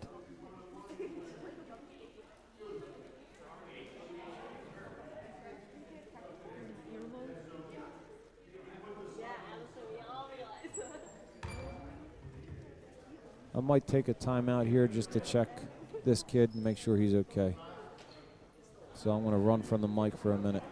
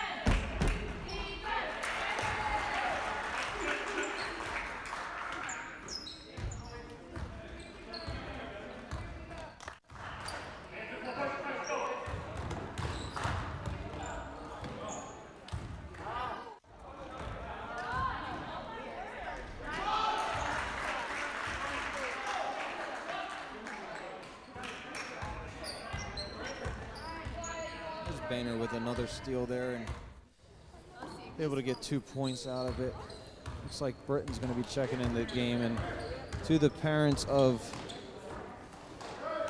let me see, Shane Bradway. Just spoke with him and he's doing great. Says he's fine. Looks like he's going to probably sit out, but I do think he's okay.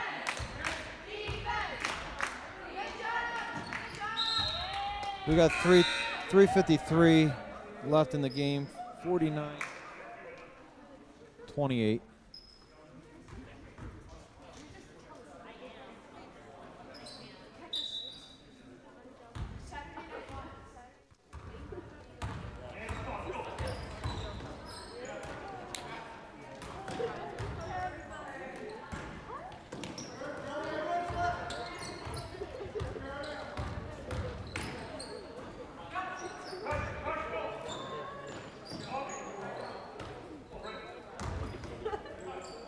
Both of these teams really relatively young. They have one senior on Gloucester, Joe Laizy, and Pilgrim only has 2 seniors with Alex Evelyn and Jalen Smith. So you'd expect to see both of these teams to continue to improve.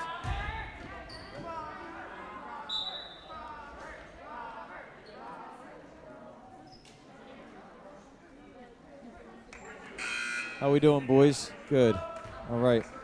Checking in the game is Ben McMahon for Pilgrim, number 15, and number 15 for Gloucester, Robert Van Noot.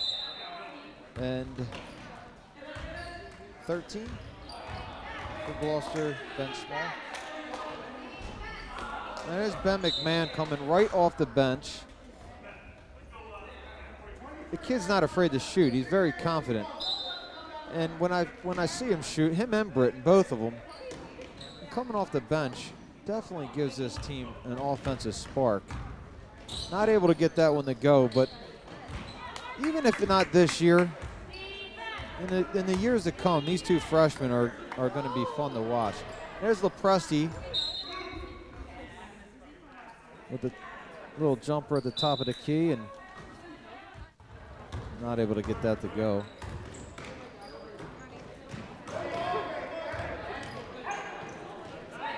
Cabarrus. Bounce pass, but it ends up in the hands of Noah Britton. Noah Britton wisely pulls it back, lets his offense set up. Kicks it to Remline. Remline bounce pass into Lepresti. Nice up and under move by Lepresti to get that to go. But good ball work, good passing by Britton to Remline. Bounce pass into Lepresti. Nice move by Lepresti. If this team wants to put up points, and tonight they have, they got to get more guys scoring, more guys involved in scoring. One of those guys is Luca Lepresti. Connor Storer, we expect him to score. He's averaged 16 points each night. So we expect him to be the leading scorer. Remline in second there, but after those 2 guys, Lepresti is one that we need to continue to look to get those. Now his shot is really in the low post. And then from there we have Jalen Smith. Jalen Smith is more of a defender, as coach said, but generates a lot of offense from his steals, so just hitting his layups.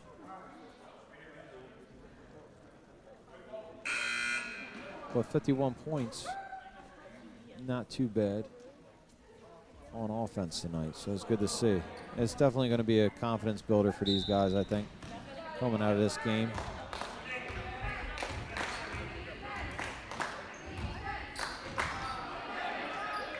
Atlantic Christian and Calvary, King's Christian, those 3 schools are all pretty even. Should be interesting coming down the stretch between the 4 or 5 teams there. Should be an interesting playoff. Feel like anybody can come out on top in this league this year. 1 minute and 10 seconds remaining. Coach did get, I'm sorry, I missed Nate McMahon entered the game as well. Kevin Esposito. 2 shots for Gloucester. Number 5, Cole Hughes, his first one. Is good.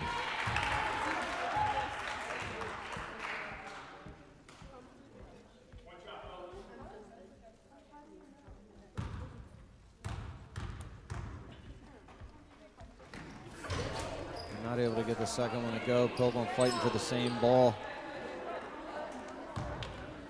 Almost caused it to go out of bounds on that. Britton running the offense. Tries to bounce it into McMahon. And McMahon, the younger McMahon for 3. Not able to get it to go.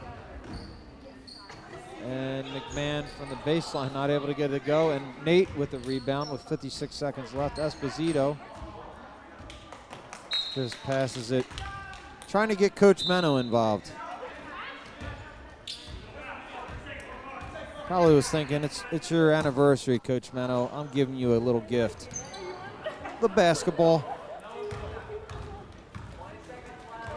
Wouldn't advise that one, though, Kevin. I'd like to see Esposito throw one down here to finish things off. Lepresti from long range. And there's Laezi. Laezi with a... That kid can... I'll tell you what, that kid's a hustler, man. To finish the game off. Pilgrim on top with this one. Dominant performance by Pilgrim boys. 51-31. I don't think the coaching staff could be any happier. The guys have to be happy with their performance. Ladies and gentlemen, it's Friday night. The moon is bright. Now it's time to nestle by the fire with a hot cup of cocoa and call it an evening. Until next time, ladies and gentlemen, it's Charlie Boehner bringing it to you live from the Pilgrim Arena. 31-51, Pilgrim on top of this one. Good night and God bless.